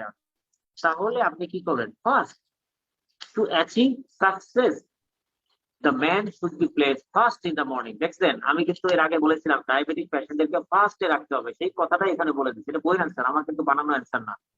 যে ফার্স্টে বলে দিচ্ছে যে প্রথম কথা হচ্ছে, আমার যেহেতু আমরা এখানে সুন্দর ডিসচার্জ এবং সাকসেসফুল ডে সার্জারি করতে চাই, তাহলে তাকে ফার্স্ট 1 নাম্বার ওটিতে লিস্টে নিয়ে আসতে হবে। His age is currently within the limit of beds recommended for day surgery. তার মানে আমি মিলিমলের শব্দটা তো আমার মনে হয় এটা লিমিটের মধ্যে আছে, আমার এটা জানা ছিল না, এটা তো বেশি মনে করছিলাম, এটা আসলে মিলিমলে আছে, সমস্যা নাই। কারেন্টলি উইথিন দ্য লিমিট, ঠিক আছে, তাহলে এটা আমার সমস্যা নাই। Option for anaesthesia include general, spinal, local anaesthesia. বুঝতে পারছেন? আপনারা তো ভাই নিজের মতো করে লিখে দেন যে ঠিক আছে এটা স্পাইনাল দিয়ে করবো, আপনার পার্সোনাল অভিজ্ঞতা এখানে লেখার কোনো দরকার নাই, আপনি সবসময় বইয়ের কথা লিখবেন। অ্যানাস্থেসিয়া অপশন আমার হচ্ছে জেনারেল হতে পারে, স্পাইনাল হতে পারে, লোকাল অ্যানাস্থেসিয়া হতে পারে। স্পাইনাল অ্যানাস্থেসিয়া এইবার দেখ, এইবার আপনি বলবেন তিনটেই হতে পারে, তবে স্পাইনাল অ্যানাস্থেসিয়া অ্যাডভান্টেজটা কি, আপনি বেশি অ্যাডভান্টেজ দেখাবেন, স্যার অটোমেটিক্যালি বুঝতে পারবে যে আপনি বলতে চাচ্ছেন যে স্পাইনাল অ্যানাস্থেসিয়া সুইটেবল। এইভাবে আপনাকে মানে ডাইরেক্টলি বলা যাবে না, মানে আপনি একটা স্টুডেন্ট, আপনি একটা ডিপ্লোমা স্টুডেন্ট, আপনি যদি ডাইরেক্টলি বলেন স্যার এটা আমি স্পাইনাল দিব, স্যার তো মাইন্ড করে বলবে আরে যে তো ভালো হতে পারে, স্পাইনাল কেন দিবেন। এই বিষয়গুলো আপনাকে ঠিক করতে হবে যে আমি বলবো তিনটেই দেওয়া যাবে, তবে অ্যাডভান্টেজ অফ যে spinal anaesthesia, avoiding airway management difficulty. Clear? যেহেতু আমার ওয়েসে মাইল্ড আছে, increase BMA, difficult intubation, just সংক্ষেপে লিখে দিচ্ছি, কিচ্ছু না, জাস্ট সংক্ষেপে 2-3টা কথা। ডিফিকাল্ট ট্র্যাকাল ইন্টিউবেশন, হাইপোক্সিমিয়া যেহেতু ওয়েসে আছে, increase BMI, reducing the risk of PONV associated with the general anesthesia. তো general anesthesia দিলে আমার PONV রিস্কটা বেশি হয়ে যাচ্ছে, ঠিক আছে? তারপরে আমার হচ্ছে maintain the good glycaemic control, oral intake, এগুলো আমাদের জন্য সুবিধা হবে। ওরাল ইনটেক এবং মেইনটেইনিং গুড গ্লাইসেমিক কন্ট্রোল এটা আমাদের জন্য ভালো হবে। Avoidance of upward sensitivity and post operative airway obstruction with OSA, কারণ যখনই আমি জিএ দিব তখন আমার কিন্তু অপওয়ার্ডের প্রশ্নটা চলে আসবে, তো সেটা কিন্তু আমার পোস্ট অপারেটিভ এয়ারওয়ে অবস্ট্রাকশন এবং অবস্ট্রাকটিভ স্লিপ অ্যাপনিয়ার ক্ষেত্রে প্রবলেম করতে পারে। Short acting spinal agent would be appropriate with local anesthetic infiltration of post-operative analgesia.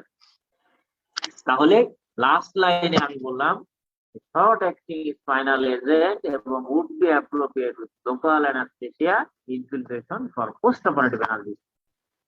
কত চমৎকার একটা অ্যান্সার! আমি এই জন্যই আমি এটা স্লাইডে নিয়ে আসছি। আপনারা তো আসলে বইটা খুলে এইভাবে ডিটেলস দেখেন না বা দেখার সময় পান না, কিন্তু আমি এটা নিয়ে আসছি যে অনেক চমৎকার ভাবে এই প্রশ্নের অ্যান্সারটা লিখছে। তো প্রশ্নটা এত সুন্দর হয়েছে যে আসলে যে কোনো বই থেকে যদি প্রশ্ন করে আপনি তো আসতেই পারেন। এরপরে আসেন এরপরে এগুলো আমি আলোচনা করেছি, এখন আর দিব না, যে আইসিডি থাকলে কিভাবে আমরা প্রোগ্রামিং করব, এগুলো আমরা কিন্তু কোমরবিড কন্ডিশনে এগুলো আলোচনা করেছি, এগুলো এখন আর করবো না। গাইডলাইন ফর ডিসচার্জ,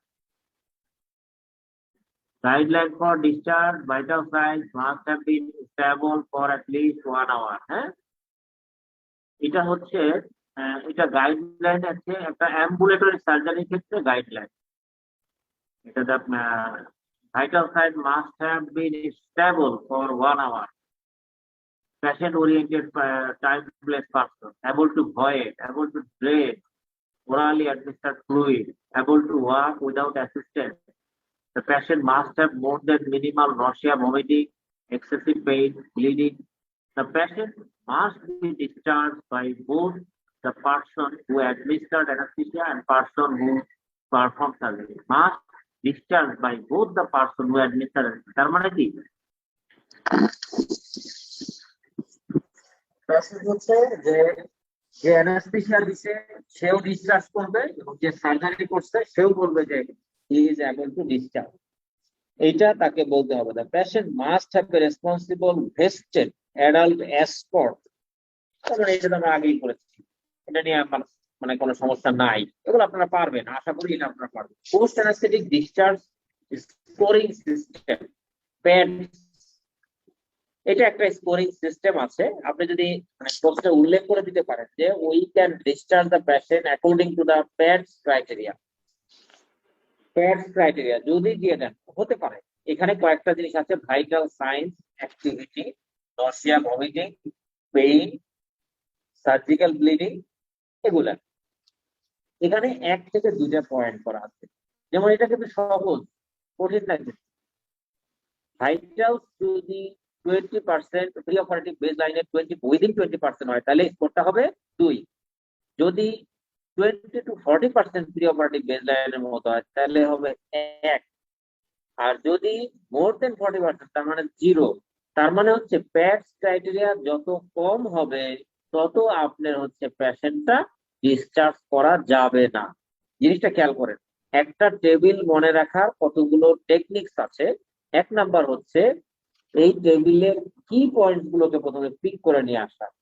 যেমন এখানে কি কি জিনিস বলছে, vitals, activity level, nausea, vomiting, pain এবং সার্জিক্যাল ব্লিডিং।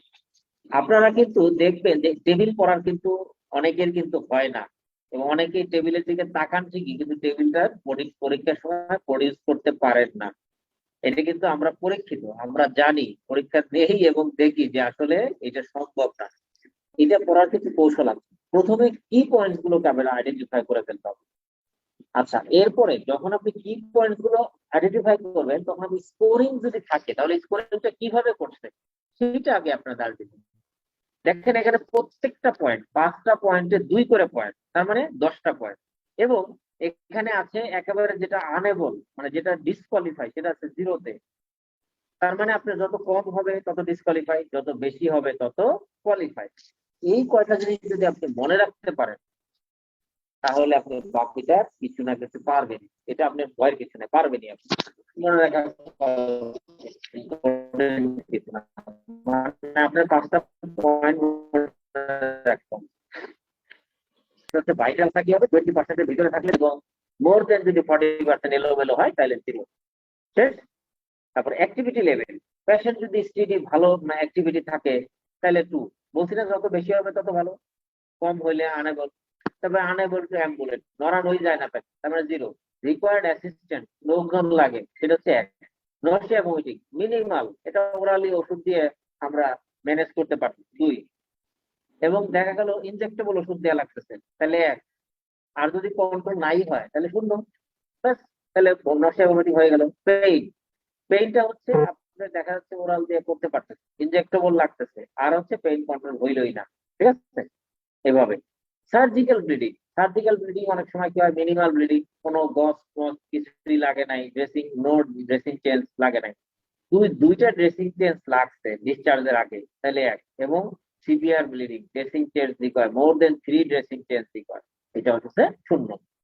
তাহলে আমি এই একটা ছক করাতে যে আপনাদের কিন্তু অনেক গুরুত্বপূর্ণ কিছু তথ্য দিচ্ছি, যে ছক করার সময় আপনাকে কিভাবে আপনি ছকটা করবেন, ইম্পর্টেন্ট ছক গুলো এভাবে করতে হবে। আমি কিন্তু repeat করছি না।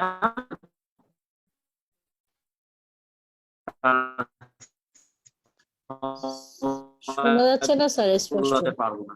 American society of anaesthesia operating room anaesthesia, clear? Hello, জি ভাই এখন ক্লিয়ার।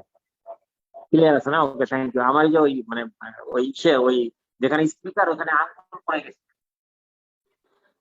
তো যেটা বলছিলাম আমি যে আপনার আমেরিকান সোসাইটি অফ অ্যানাস্থেসিওলজিস্টের গাইডলাইন অনুযায়ী নন অপারেটিং রুম অ্যানাস্থেসিয়া মানে চেম্বার বেস যেসব কাজ, যেমন ইএনটি রুমে কাজ করতেছে, এন্ডোস্কোপি করতেছে, হ্যাঁ, এইসব রুমে কি কি করতে হবে।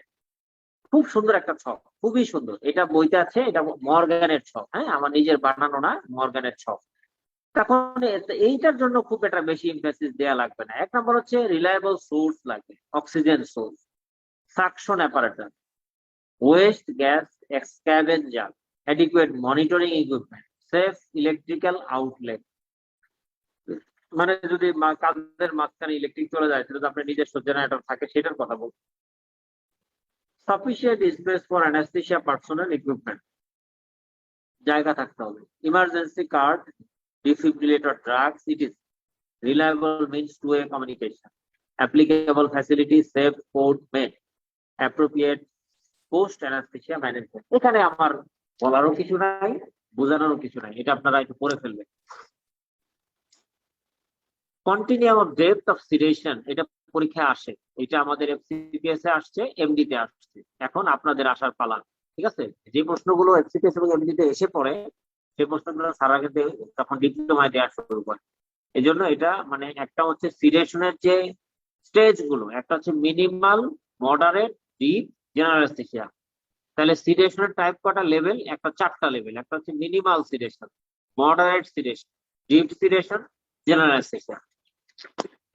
এখানে সবটা কিভাবে মনে রাখবেন, এখানে কি পয়েন্টস হচ্ছে 4টা, minimal, moderate, deep, general anaesthesia. এখানে এটাকে মেজার করছে কিভাবে? মেজার করছে 4টা জিনিস দিয়ে, 4টা কি পয়েন্ট, 4টা জিনিস দিয়ে মেজার করছে। 1 নাম্বার কি, রেসপন্স দেখছে, এটা দেখছে, স্পন্টেনিয়াস সে নিজে নিজে শ্বাস নিতে পারে কিনা সেটা দেখছে, তারপরে দেখছে কার্ডিওভাস্কুলার ফাংশন দেখছে। তাহলে দেখছেন কি পয়েন্ট, আমি কিন্তু আপনাদেরকে সব মুখস্থ করাই দিচ্ছি। 1 নাম্বার হচ্ছে 4টা পয়েন্ট, এখানে 4টা স্টেজ, 4টা লেভেল। কিন্তু এখানে দেখছে কি জিনিস, একটা রেসপন্সিভনেস, মিনিমালে নিশ্চয়ই কম রেসপন্স থাকবে, অল্প রেসপন্সে আপনার ডাক দিলে উঠে যাবে। তারপরে মডারেটে নিশ্চয়ই প্রফিউজ বা ভার্বাল রেসপন্স, একদম অনেক সময় কথা বললে উঠবে না, তাহলে মানে আঙ্গুল দিয়ে একটু চিমটি দিতে হবে। ডিপে হবে কি, মানে আপনার জোরে স্টিমুলেশন করতে হবে, জোরে পারপাসফুল পেইনফুল স্টিমুলেশন দিতে হবে ডিপ। আর জেনারেল থেকে আনাবল, এটা কিন্তু আর হলো না, রেসপন্স হলো না। তাহলে একটা পয়েন্ট আমরা দেখলাম যে সিডেশনের লেভেল 4টা, এখানে আমরা 4টা পয়েন্ট মানে অ্যাসেসমেন্ট করছে, ছক বানাইছে। 1 নাম্বার হচ্ছে রেসপন্সটা দেখলাম, বারবার ডাক দিলে উঠে যায় মিনিমাম, মডারেট ডাক দেওয়ার সাথে একটু হাত দিয়ে খেলা দিতে হয়। এরপরে হচ্ছে ব্যথা দিতে হয়। তারপরে হচ্ছে আনএবল, মানে পারাই গেল না। এয়ারওয়ে মিনিমালের ক্ষেত্রে নিজে নিজে শ্বাস নেয়, কোনো সমস্যা নাই, আনএফেক্টেড। মডারেটের ক্ষেত্রে এফেক্টেড হতে পারে, তবে কোনো ইন্টারভেনশন লাগে না। ডিপের ক্ষেত্রে ইন্টারভেনশন মে বি রিকোয়ার্ড, মানে অনেক সময় দেখা যায় যে ইনটিউবেশন লাগতে পারে, এলএমএ দেওয়া লাগতে পারে, এরকম কথা। জেনারেল অ্যানেস্থেসিয়া তো ইন্টারভেনশন লাগবে, এটাই জেনারেল অ্যানেস্থেসিয়া, টিউব দেওয়া লাগবে, এই করতে হবে। স্পন্টেনিয়াস ভেন্টিলেশন, এয়ারওয়ে দেখলাম একটা, এরপরে স্পন্টেনিয়াস, কাছাকাছি, মানে কোনো ঝামেলা নাই, সে নিচ্ছে। মডারেটের ক্ষেত্রে অ্যাডিকুয়েট, ডিপের ক্ষেত্রে মে বি ইনঅ্যাডিকুয়েট, আর জেনারেল অ্যানেস্থেসিয়ার ক্ষেত্রে often inadequate. Cardiovascular function unaffected, usually maintain, আর হচ্ছে ইউজুয়ালি মেইনটেইন, এটা ডিপেও মেইনটেইন হয়, কিন্তু general anaesthesia may be impaired. তাহলে আমরা দেখলাম সিডেশনের 4টা স্টেজ, এবং এটা দেখছে, অ্যাসেস করছে 4টা জিনিস দিয়ে একটা রেসপন্স। এয়ারওয়ে দেখছে, স্পন্টেনিয়াস শ্বাস নিতে পারে কিনা, এবং কার্ডিওভাস্কুলার কোনো ঝামেলা হচ্ছে কিনা, এটা দিয়ে দেখছে। Okay, fine. Complication associated with sedation and general anaesthesia, এটা ছকে বাঁধা কাজ, এটা আমি আর কিছু বলবো না, ছকটা দেখতে থাকেন, এটাই আপনাদের কাজ। এয়ারওয়ে অবস্ট্রাকশন হতে পারে, অ্যাসপিরেশন হতে পারে, রিগার্জিটেশন হতে পারে, ডেন্টাল এবং সফট টিস্যু ইনজুরি হতে পারে, এগুলো হচ্ছে আমার সিলেকশনের প্রবলেম। রেসপিরেটরি প্রবলেম সিস্টেম অনুযায়ী, আমি কিন্তু বারবার বলি, যত ভাগ ভাগ করে লিখবেন তত বেশি কিন্তু বেনিফিট। আপনারা সবাই চেষ্টা করবেন যত সিস্টেম ওয়াইজ একটু ভাগ করে লিখতে, তাহলে দেখবেন এটার বেনিফিট বেশি। তাহলে এয়ারওয়ে, রেসপিরেটরি, কার্ডিওভাস্কুলার, নিউরোলজিক্যাল এবং আদার। তাহলে airway obstruction, aspiration, regurgitation, dental and soft tissue injury. তারপর হচ্ছে রেসপিরেটরির মধ্যে হচ্ছে আপনার রেসপিরেটরি ডিপ্রেশন, হাইপোক্সিমিয়া, হাইপারকার্বিয়া, এগুলো। হ্যাঁ, আর হচ্ছে কার্ডিওভাস্কুলার হচ্ছে হাইপোটেনশন, কার্ডিয়াক অ্যারিথমিয়া। নিউরোলজিক্যালের মধ্যে deeper level of sedation, unresponsiveness, ঠিক আছে। তারপরে আদার হচ্ছে undesirable patient movement, drug interaction, adverse reaction, unanticipated admission, এগুলো হচ্ছে আমার সিডেশনের প্রবলেম। হ্যাঁ, ওকে, চলে যাই আমরা কমন লোকেশন নন operating room anaesthesia. Common location এটা আমরা আগেও পড়েছি। কি কি কমন? রেডিওলজিতে হচ্ছে মানে নন অপারেটিং রুম অ্যানেস্থেসিয়া, যদি প্রশ্ন আসে common location of non operating room anaesthesia কি কি আছে, এটা আপনি এই স্লাইড থেকে পেয়ে যাবেন। এক নম্বর হচ্ছে রেডিওলজি, যেমন CT, MRI, PET scan, vascular radiology, তারপরে নিউরো ইন্টারভেনশনাল রেডিওলজি, এইসব জায়গায় কিন্তু আমাদের অ্যানেস্থেসিয়া দেওয়ার প্রয়োজন হয়। Endoscopy suite, gastrointestinal, bronchoscopy, intensive care কি লাগে? Tracheostomy, percutaneous gastrostomy, intracranial and catheter placement, abdominal and pelvic exploration. তারপরে ইনভেসিভ কার্ডিওলজি সুইট, যেমন cardiac catheterisation lab, cardioversion, electrophysiology unit, যেমন ইসিটি, হ্যাঁ, ECT department, emergency medicine suite, radiation therapy এবং psychiatry. এখানে urology আছে, lithotripsy, dental surgery, এগুলো কয়েকটা ভাগে এখানে বর্ণনা করছি। তাহলে নন অপারেটিং রুম অ্যানাস্থেসিয়া, সেটাও কিন্তু একটা ডে সার্জারি একটা অংশের মধ্যে পড়ে যায়। যদি কখনো প্রশ্ন আসে নন operating room anaesthesia common location কোথায় কোথায় আছে, এগুলো আপনি মানে অনেক সময় মানে ভাইভাতেও আসতে পারে, সেটাও কিন্তু আপনাদের অ্যান্সার হয়ে যাবে। এটা বিএমআই এর ক্লাসিফিকেশন, এটা আসে পরীক্ষায় আসে। হ্যাঁ, WHO ক্লাসিফিকেশন বিএমআই, আন্ডারওয়েট যদি 18.5 এর নিচে আসে তাহলে হচ্ছে আন্ডারওয়েট। নর্মাল 18.5 থেকে 24.9, ওভারওয়েট হচ্ছে 25 থেকে 29.9, ক্লাস 1 হচ্ছে 30 থেকে 34.9, ক্লাস 2 ওবেস হচ্ছে 35 থেকে 39.9, ক্লাস 3 40 প্লাস, এবং সুপার মরবিড ওবেসিটি যেটাকে বলে 45 to 50 প্লাস, এটা কিন্তু ক্লাসিফাই ওবেসিটি। এইভাবে প্রশ্ন আসে, প্রশ্নটা হচ্ছে ক্লাসিফিকেশন অফ ওবেসিটি, অথবা এইভাবে বলে classify obesity according to BMI. ঠিক আছে, এটা আপনার এভাবে কিন্তু হতে পারে। Clear? এই প্রশ্ন আপনাদের জন্য লাগবে না। অ্যানাস্থেসিয়া ফর ইলেকট্রোকনভালসিভ থেরাপি, এখানে এটা একটু দেখে রাখতে বলতেছি, কারণ এটা সাধারণত এক্সক্লুসিভ ডিপ্লোমার জন্য অনেক সময় দেয় না।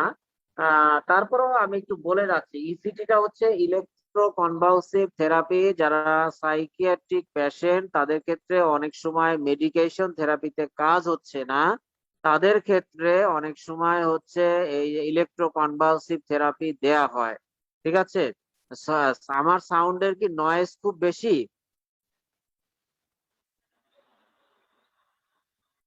এনিবডি? না ভাইয়া ঠিক আছে তো। আচ্ছা, না আশেপাশে খুব মানে বলার পরেও খুব কিছু পাবলিক খুব নয়েজি সাউন্ড করতেছে। আচ্ছা, যেটা বলছিলাম, অ্যানাস্থেসিয়া ফর ইলেকট্রোকনভালসিভ থেরাপি, সেখানে সাধারণত কি বলছিলাম, এটা অন্তত জেনে রাখা দরকার যেটা কি জিনিস। ইসিটি, ইলেকট্রোকনভালসিভ থেরাপি, এটা হচ্ছে সাধারণত যে সকল সাইকিয়াট্রিক পেশেন্টরা খুব বেশি সাইকিয়াট্রিক না, আবার ওষুধে কোনো কাজ হচ্ছে না, মানে সিজোফ্রেনিয়া বা এরকম কিছুতে ভুগছে কিন্তু ঔষধে কাজ হচ্ছে না, সেই সকল ক্ষেত্রে একটা ইলেকট্রিক্যাল মানে শক দেয়া হয়, মাথায় দেয়া হয়, এবং অটোমেটিক্যালি একটা কনভালশন করানো হয়, একটা কনভালসিভ থেরাপি দেওয়া হয়। এই কনভালসিভ থেরাপি দিলে তার ইলেকট্রিক্যাল সিগন্যালিং গুলো আবার ঠিক হয়ে যায়। তাহলে আমরা বাংলা ভাষায় যে তার শিরা বলি, আলটিমেটলি ঘটনা এটাই যে এই সকল পেশেন্টদের তারটাকে ঠিক করার জন্য আবার একটু শক দেওয়া লাগে, ইলেকট্রিক্যাল শক দেওয়া হয়, এবং যেটার মাধ্যমে কিন্তু কনভালশন করা হয়, ব্রেনের প্রয়োগ করা হয়, যেটা কনভালশন করা হয়, এই কনভালশনের মাধ্যমে তারা ঠিক হয়ে আসে। তার মানে এই আর্টিফিশিয়াল কনভালশন করা হয়, যেটাকে বলে ইলেকট্রো কনভালসিভ থেরাপি। ক্লিয়ার? এটার ক্ষেত্রে অ্যানাস্থেসিয়া দেওয়ার প্রয়োজন হয়, কারণ হচ্ছে যেহেতু আমরা একটা কনভালশন করছি, আর হচ্ছে কনভালশনে কি হয়, কনভালশনে দাঁত ভেঙে যেতে পারে, জিভ বা আপনার কামড় লেগে যেতে পারে, তারপরে হচ্ছে মানে গ্যাস্ট্রিক অ্যাসপিরেশন হয়ে যেতে পারে, যেহেতু কনভালশন হচ্ছে সবগুলা, তারপরে আপনার মানে ফ্র্যাকচার হয়ে যেতে পারে, ইভেন অন্যান্য অনেক কিছু হতে পারে। আপনার যদি আগে থেকে কোনো ইমপ্লান্ট থাকে সেগুলো কিন্তু ডিসপ্লেস হয়ে যেতে পারে, এরকম কিছু সমস্যা তৈরি হতে পারে, যেই কারণে আবার সিক্রেশন বেড়ে যেতে পারে, সিক্রেশন বেড়ে কিন্তু অ্যাসপিরেশন হতে পারে। এই সকল ক্ষেত্রে আমি কিন্তু স্লাইড দেখে বলছি না, স্লাইড দেখে একটু পরে বলবো। এইটার কারণে ইলেকট্রো কনভালসিভ থেরাপিতে অ্যানাস্থেসিয়া প্রয়োজন।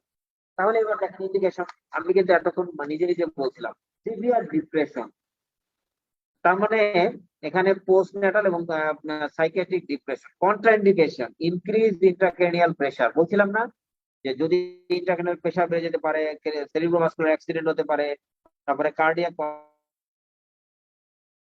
কন্ডাকশন ডিফেক্ট হতে পারে, অ্যাওর্টিক অ্যানিউরিজম, তাহলে এগুলো থাকলে আবার আমরা এই ট্রিটমেন্টটা দিতে পারবো না। অ্যানাস্থেটিক কনসিডারেশন, দেখেন এখানে একটা স্লাইডে সব শেষ, একটা হচ্ছে ড্রাগ ইন্টারঅ্যাকশন, একটা বড় প্রবলেম। সাধারণত এই জাতীয় পেশেন্ট গুলো ট্রাইসাইক্লিক অ্যান্টি ডিপ্রেসেন্ট খায়। তো এই ট্রাইসাইক্লিক অ্যান্টি ডিপ্রেসেন্ট হচ্ছে অ্যানাস্থেসিয়ার সকল ড্রাগের সাথে ইন্টারাকশন আছে এবং প্রবলেম হয়, ড্রাগগুলো কাজ করতে পারে না, কোনো কোনো ক্ষেত্রে ডোজ বেশি লাগে, কোনো কোনো ক্ষেত্রে আন্ডার ডোজ লাগে, এই ধরনের প্রবলেম তৈরি হয়। তার মানে হচ্ছে ড্রাগ ইন্টারাকশন একটা বড় প্রবলেম, যেহেতু তারা অ্যান্টিসাইকোটিক ওষুধ পায়। প্রি ট্রিটমেন্ট লাগে, কারণ হচ্ছে যে তাদের সিক্রেশন হয়, তাহলে প্রি ট্রিটমেন্ট প্রয়োজন। আমরা অ্যাট্রোপিন সাধারণত দেব না, আমরা গ্লাইকোপাইরোলেট দিব, যেহেতু হার্ট রেটের উপরে কোনো ইফেক্ট দিবেন। এখানে প্রশ্ন আছে যে আফটার ইন্ডাকশনের সাথে সাথে আমরা কিন্তু ইন্ডাকশন এজেন্টে আবার ব্যাপার আছে, ইন্ডাকশন এজেন্ট আমি টিপিএস দিয়ে করব নাকি প্রোপোফল দিয়ে করব, এটা নিয়ে কিন্তু ডিবেট আছে। আপনারা এতটুকু বলেন যে স্যার আমরা তো ডিপ্লোমায় বললে টিপিএস দিয়ে করি স্যার, এটা প্রোপোফল দিয়ে তো কোনো সময় স্যার ইসিটি করা হয় নাই। ঠিক আছে, বলতে কেন টিপিএস দিয়ে করা হয় না, কেউ বলতে পারবেন? এই জন্যই বলতেছি, হ্যাঁ, যে এখানে ডিবেট হচ্ছে এইখানে যে TPS propofol is the best, কারণ হচ্ছে যে টিপিএসটা দিলে ওর কনভালশনের যে থ্রেশহোল্ড এইটা আপনার বাড়িয়ে দেয়। তার মানে ওরা যে কনভালশন করার জন্য ইলেকট্রিক্যাল ইম্পালস দিল, দেখা যাবে সেটা বেশি দেয়া লাগতে পারে। এই জন্য কনভালশনের এই যদি থ্রেশহোল্ডটা বাড়িয়ে দেয় তাহলে তো ইফেক্টটা পাওয়া যাবে না। This is the fact. এবং এটাই হচ্ছে আপনার প্রোপোফল দিলে এটা হয় না। ঠিক আছে, এটা আমাদের একটা সবচেয়ে বড় বেনিফিট হচ্ছে যে আমরা হচ্ছে যদি প্রোপোফল দিই তাহলে এই থ্রেশহোল্ডটা চেঞ্জ হয় না। আমার কথা কি বুঝতে পারছেন? না হলে আবার ক্লিয়ার করবো। ভাইয়া এটা একটু আরেকটু বলে ফেলবো। রিপিট করলে ভালো হয়।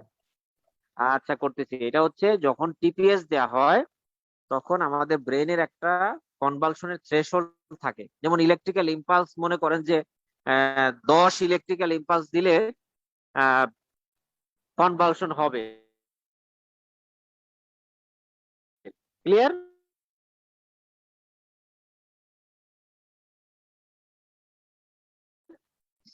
আমি নিতে যাচ্ছি 10 টিপিএস দেই, সেক্ষেত্রে তাহলে এটা তার শরীরের জন্য খারাপ হতে পারে। আমরা কনভালশন করাইলাম ঠিকই, কিন্তু তার শরীরের জন্য এটা খারাপ হতে পারে। এই জন্য থ্রেশহোল্ডটা বেড়ে যায়। তার মানে ব্রেনটা একটু ডিপ্রেসড হয়ে যায় বেশি। This is the fact. Clear হয়েছে এখন? ভাইয়া একটা কোশ্চেন ছিল যে আমরা জানি হ্যাঁ, তো TPS হলো অ্যান্টি কনভালসিভ এফেক্ট আছে, তাহলে কি লো ডোজের কারণে কি কনভালসিভ এফেক্ট হতে পারে? মানে লো ডোজ টিপিএস। ভাই আপনি বললেন যে TPS দেওয়াতে ব্রেনে একটা কনভালসিভ এফেক্ট হতে পারে, কিন্তু আমরা তো জানি যে TPS এর অ্যান্টি কনভালসিভ প্রপার্টিজ আছে। ওইটাই তো বললাম, অ্যান্টি কনভালসেন্ট প্রপার্টি মানে কি? কনভালশন সে করতে দিবে না, নাকি? এই তো। জি জি এই কনভালশন আমরা কি চাচ্ছি? ইসিটি তে কি চাচ্ছি? ইসিটি তে চাচ্ছি হলো কনভালশন, ঠিক কি না? জি ইসিটি তে মেইন কাজই তো আমাকে মানে সিগন্যাল দিয়ে কনভালশন করাবে। জি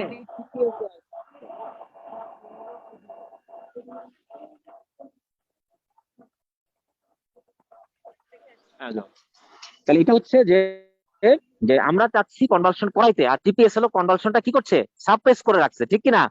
জি ক্লিয়ার? জি তাহলে জি তাহলে আমাদের ইফেক্টটা আমরা কম পাচ্ছি না, ইফেক্ট তো আমাদের ঝামেলা হয়ে গেল। আমরা চাচ্ছি কনভালশন হোক, জি তাহলে আমরা টিপিএস দিচ্ছি কিন্তু সে কনভালশনটাকে সাবপ্রেস করে দিচ্ছে। তাহলে আমাকে বেশি সিগন্যাল দিতে হচ্ছে, ইলেকট্রিক্যাল অ্যাক্টিভিটি মানে বাড়াতে হচ্ছে। তাহলে এটা শরীরের জন্য খারাপ হতে পারে, ঠিক কি না? জি জি এটা বুঝতে পারছো? জি এখন ক্লিয়ার। গুড। এইটা ভালো ভালো হয়েছে যে আপনি প্রশ্ন করছেন, দেখে ক্লিয়ার হলেন। নাহলে আমি তো একবার খালি গমা করে বলেই যাচ্ছি, আপনারা কিছু বুঝলেন না। এটা তো আসলে কঠিন। হ্যাঁ, আপনারা যে যদি দুই একজন বুঝতে পারেন বা যদি বেশিরভাগ বুঝতে পারেন, দ্যাট ইজ আমি বলবো যে এটা খুবই ভালো। কারণ এটা কিন্তু অনেকেই বোঝে না, বুঝছেন? এটা আমি শুধু এই জন্য করছি না যে আসলে সিপিএস এবং এমডি লেভেলে অনেকেই কিন্তু অনেক কিছু না বুঝে অনেক কিছু করে ফেলে। তবে অনেকেই বুঝে এফসিপিএস এমডি ডিপ্লোমায়, কিন্তু অনেকে এটা বুঝতে পারে না। বা এই জায়গাটাতে তারা, আমি আবার শেয়ারে যাচ্ছি। হ্যাঁ, শেয়ার চলে গেছে সম্ভবত, না? জি স্ক্রিনটা চলে গেছে। চলে আসবে, সমস্যা নাই। চলে আসছে আবার, না? জি স্যার আসছে। ওকে, থ্যাংক ইউ। তাহলে আমরা দেখলাম আমি খুবই রাস্তায় দাঁড়ায় দাঁড়ায় লেকচার নিচ্ছি, কারণ হচ্ছে আমি বাসায় যাচ্ছি, কিন্তু এখানে অবশ্য নিরিবিলি আছে। জাস্ট গাড়িতে ওঠার আগে লেকচার নিচ্ছি আর কি। যাই হোক, যেটা বলছিলাম যে propofol is the most commonly use anaesthetic agent replacing methohexital in the role seizure. এত ডিটেলস দরকার নাই আমার। হ্যাঁ, আমরা এত ডিটেলসে যাব না। আমরা হচ্ছে যে কি কি দরকার সেটা আমরা করব। এক নাম্বার হচ্ছে আমরা ইন্ডাকশন এজেন্ট দেব। আমরা propofol is the choice of induction agent, এটা আমরা কেন সেটাও আমরা কিন্তু বুঝে ফেলছি। হ্যাঁ, আর সেকেন্ড হচ্ছে আমরা একটা বাইট ব্লক দিব, মুখের মধ্যে একটা বাইট ব্লক দিব, যাতে যে কোনো কারণে দাঁত ভেঙে না যায়। এবং হচ্ছে যে আপনার ওই মানে সরি, এটা হচ্ছে যে টাঙে কোনো সমস্যা না হয়, এটা দিব। হ্যাঁ, seizure causes parasympathetic followed by sympathetic discharge. Seizure causes parasympathetic followed by sympathetic discharge, তার মানে প্রডিউসিং ব্র্যাডিকার্ডিয়া। এবং দেখেন সিজারে কি হয়, আমাদেরকে কেয়ারফুল থাকতে হবে। সিজার যখন হয় তখন আমার ইনস্ট্যান্ট একটা ব্র্যাডিকার্ডিয়া হয়, এরপরে আবার ফলোড বাই ট্রাকিকার্ডিয়া হতে পারে। তো আমাকে কেয়ারফুল থাকতে হবে যেন আমি দেখলাম যে হার্ট রেট 50-এর নিচে নেমে গেছে, আমি এর মধ্যে একটা অ্যাট্রোপিন দিয়ে দিচ্ছি, কিন্তু এরপরে যে তার আবার 70 হয়ে যাবে সেইটার সাথে আবার অ্যাট্রোপিন দিয়ে দিলাম, তাতে আপনার ইফেক্টটা কোথায় চলে গেল? অনেক বেশি। তাহলে হার্টকে আপনি অনেক বেশি অ্যাংশাস করে দিলেন। তাহলে এই জিনিসটা করা যাবে না, ঠিক আছে? তার মানে এটা আপনার জানা থাকলো যে সিজারটা করার সময় বা কনভালশন করার সময় হচ্ছে একটা ব্র্যাডিকার্ডিয়া হতে হয়, এবং এরপরেই কিন্তু আবার ট্রাকিকার্ডিয়া হয়। তাহলে আপনি যদি এটা জানেন তাহলে তো আপনি বলবেন যে না, এটা ঠিক আছে, আমি কিন্তু এখন অ্যাট্রোপিন দেব না, ওয়েট ওয়েট অ্যান্ড সি। আমরা কিন্তু এই কাজগুলো করি। যারা জানে একটা মনে করেন যে একটা বিটা ব্লকার খায় একটা রুগী, তখন তাকে কিন্তু আমরা মানে 45, আমি এমন রুগী করছি যে 42 হচ্ছে, নো নো, এটা নো, দেওয়া যাবে না, কারণ এটা হচ্ছে বিটা ব্লকার পাচ্ছে, এমনি তার হার্ট রেট কম থাকতে পারে, প্রেশার টেশার ঠিক আছে, দ্যাটস ওকে ফাইন, কোনো কিছু করার দরকার নেই। এইভাবে যদি কাজ করতে পারেন তাহলে দেখবেন যে অ্যাজ এ অ্যানাস্থেসিওলজিস্ট আপনার ভূমিকা যেমন মানে স্ট্রং হবে, আপনি কাজ করে শান্তি পাবেন, নিজের মধ্যে স্যাটিসফ্যাকশন পাবেন যে আমি জেনে কাজ করছি। হ্যাঁ, এটা জাস্ট অফ দ্য টপিকস কথা বললাম, যদিও পড়ালেখার বাইরে কথা। যেটা বলছিলাম, myocardial and cerebral oxygen demand increase এবং কার্ডিয়াক অ্যারিথমিয়া হতে পারে। বললাম না যে মায়োকার্ডিয়াল এবং সেরিব্রাল অক্সিজেন ডিমান্ড ইনক্রিজ হয়, সেক্ষেত্রে আপনি অ্যারিথমিয়া হতে পারে, হার্টে অ্যারিথমিয়া হতে পারে। তারপরে আরো যে কিছু আছে, agitation, nausea, vomiting, fracture, dislocation, এই কথাগুলো আগেও বলেছি, এইগুলোর ক্ষেত্রে আমাদেরকে খেয়াল রাখতে হবে যে ইসিটি দেওয়ার ক্ষেত্রে যে কোনো মানে অনেক পুরাতন দেখা যায় মানে প্লেট বসানো যেগুলো ফ্র্যাকচার হয়ে যেতে পারে, তো এইগুলো আমাদেরকে খেয়াল রাখতে হবে। এই কথাগুলোই মূলত আসলে আমার মানে এটার কথা ছিল, এ নিয়ে আর বিস্তারিত বলবো না, অনেক কথাই বলা যায়, এখন আর এটা নিয়ে এত বেশি বলবো না। Anaesthesia in the radiology department একটু বলতে হবে, কারণ যদি আপনাকে এমন একটা সিচুয়েশন দিয়ে দেয় যে একটা এমআরআই শুটে একটা বাচ্চার অ্যানাস্থেসিয়া দিতে হবে, আপনি কি করবেন?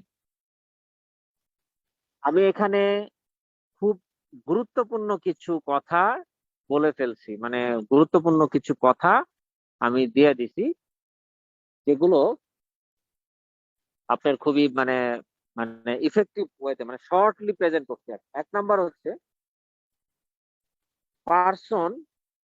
personnel responsible for sedation should be familiar with the effect of medication and skilled in resuscitation। খেয়াল করে দেখেন, আপনি জীবনেও একটা কেস করেন নাই, আপনাকে পাঠাই দিচ্ছে একটা এমআরআই শুটে, আপনি এটা কন্ডাক্ট করবেন, এটা কিন্তু অ্যালাউ করে না।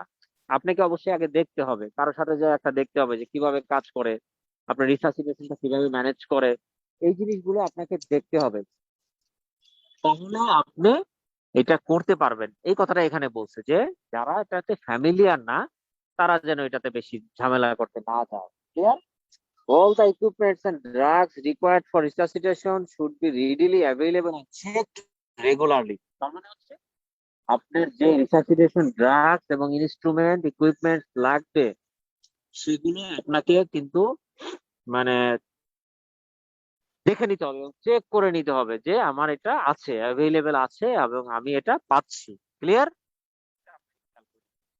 It is undesirable for a single operator to responsible for the both radiological procedure and administration sedation process. There is a potential distracted from one responsible to allow adverse event to go untreated। দেখেন এই শব্দটা বোঝা যাচ্ছে না, এটা হচ্ছে এটা আপনি একা গেছেন, দুইটা রেডিওলজি সুইটকে সামলাই দিচ্ছেন, দুই জায়গা সিলেকশন দিয়ে মাঝখানে বসে রয়েছেন, এরপরে ডাইনে দৌড়ান বামে দৌড়ান, এই কাজটা করা যাবে না, এটা বলে দিচ্ছে। তাহলে কি বলছি যে আপনার এটা করা যাবে না, যে আপনি দুইটা রেসপন্সিবিলিটি কখনই আপনি নিতে পারবেন না। হ্যাঁ, এই কথাটা এখানে বলছে যে আপনাকে যে কোনো সময় একটা ইমার্জেন্সি হতে পারে, এই জন্য এই কাজটা করা যাবে না। Guidelines for prescribing, evaluating and monitoring sedation should be readily available. তার মানে এইটা সিডেশন এবং প্রসিডিউর করার জন্য যে গাইডলাইন থাকে সেটা কিন্তু আপনার মানে থাকতে হবে, এই কথাটা। Particular care should be taken with high risk group of fail, এবং যারা ওল্ডার এজ থাকবে তাদের ক্ষেত্রে গুরুত্বের সাথে বিবেচনা করতে, কার্ডিওভাস্কুলার এবং রেসপিরেটরি প্রবলেম হতে পারে। Patient should be starved, মানে না খেয়ে থাকতে হবে। Before sedation, vital signs monitored, documented, and recovery discharge criteria should be checked clearly. তাহলে এইটা হচ্ছে একজন আপনার ইন জেনারেল রিকোয়ারমেন্টস। খেয়াল করেন, একটা রেডিওলজিতে যাবেন, এটা হচ্ছে জেনারেল রিকোয়ারমেন্ট। তাহলে প্রথমে কি বলছি, যে ব্যক্তি ফ্যামিলিয়ার না সেইটাতে যাবে না, দ্যাটস গুড। আর যদি আপনি যান তাহলে ইমার্জেন্সি ড্রাগ রিসাসিটেশন সবকিছু ঠিক করে নিয়ে তারপর আপনি যাবেন। তারপরে আপনি হচ্ছে যে হ্যাঁ, দুইটা দিয়ে আমার সামনে বসে থাকবেন, এই কাজ করা যাবে না। একই সাথে একাধিক প্রসিডিউর আপনি করবেন না। প্লাস হচ্ছে যারা গাইডলাইন ফলো করবেন ড্রাগস এবং আদার্স এর ক্ষেত্রে, যদি এজেড পার্সন হয় তাহলে স্পেশাল কেয়ারফুলি আপনি দেখবেন। এটা গেল আপনি ইন জেনারেল। এরপরে পেশেন্ট সেফটি।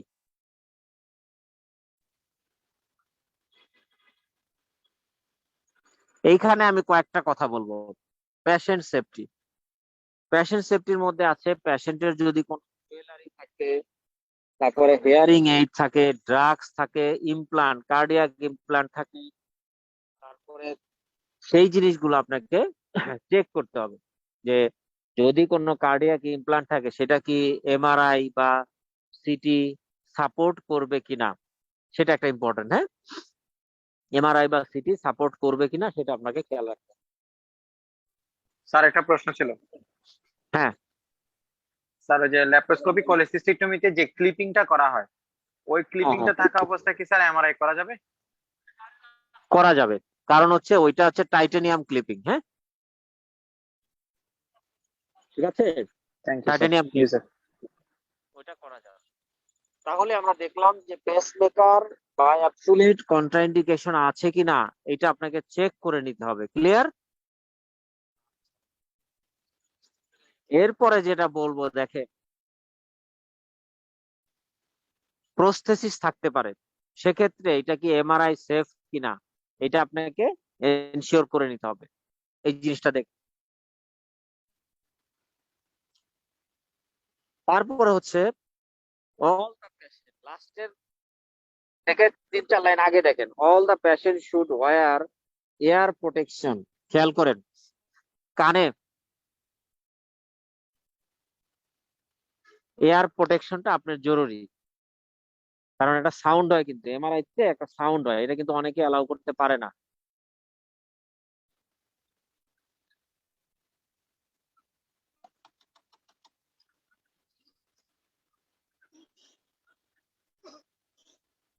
এটা হলো, তাহলে আমরা এমআরআই তে সাউন্ড প্রোটেকশনটা, এটা একটা ইম্পর্টেন্ট একটা জিনিস, সেটা আমাদের কাজ করতে হবে। হ্যাঁ,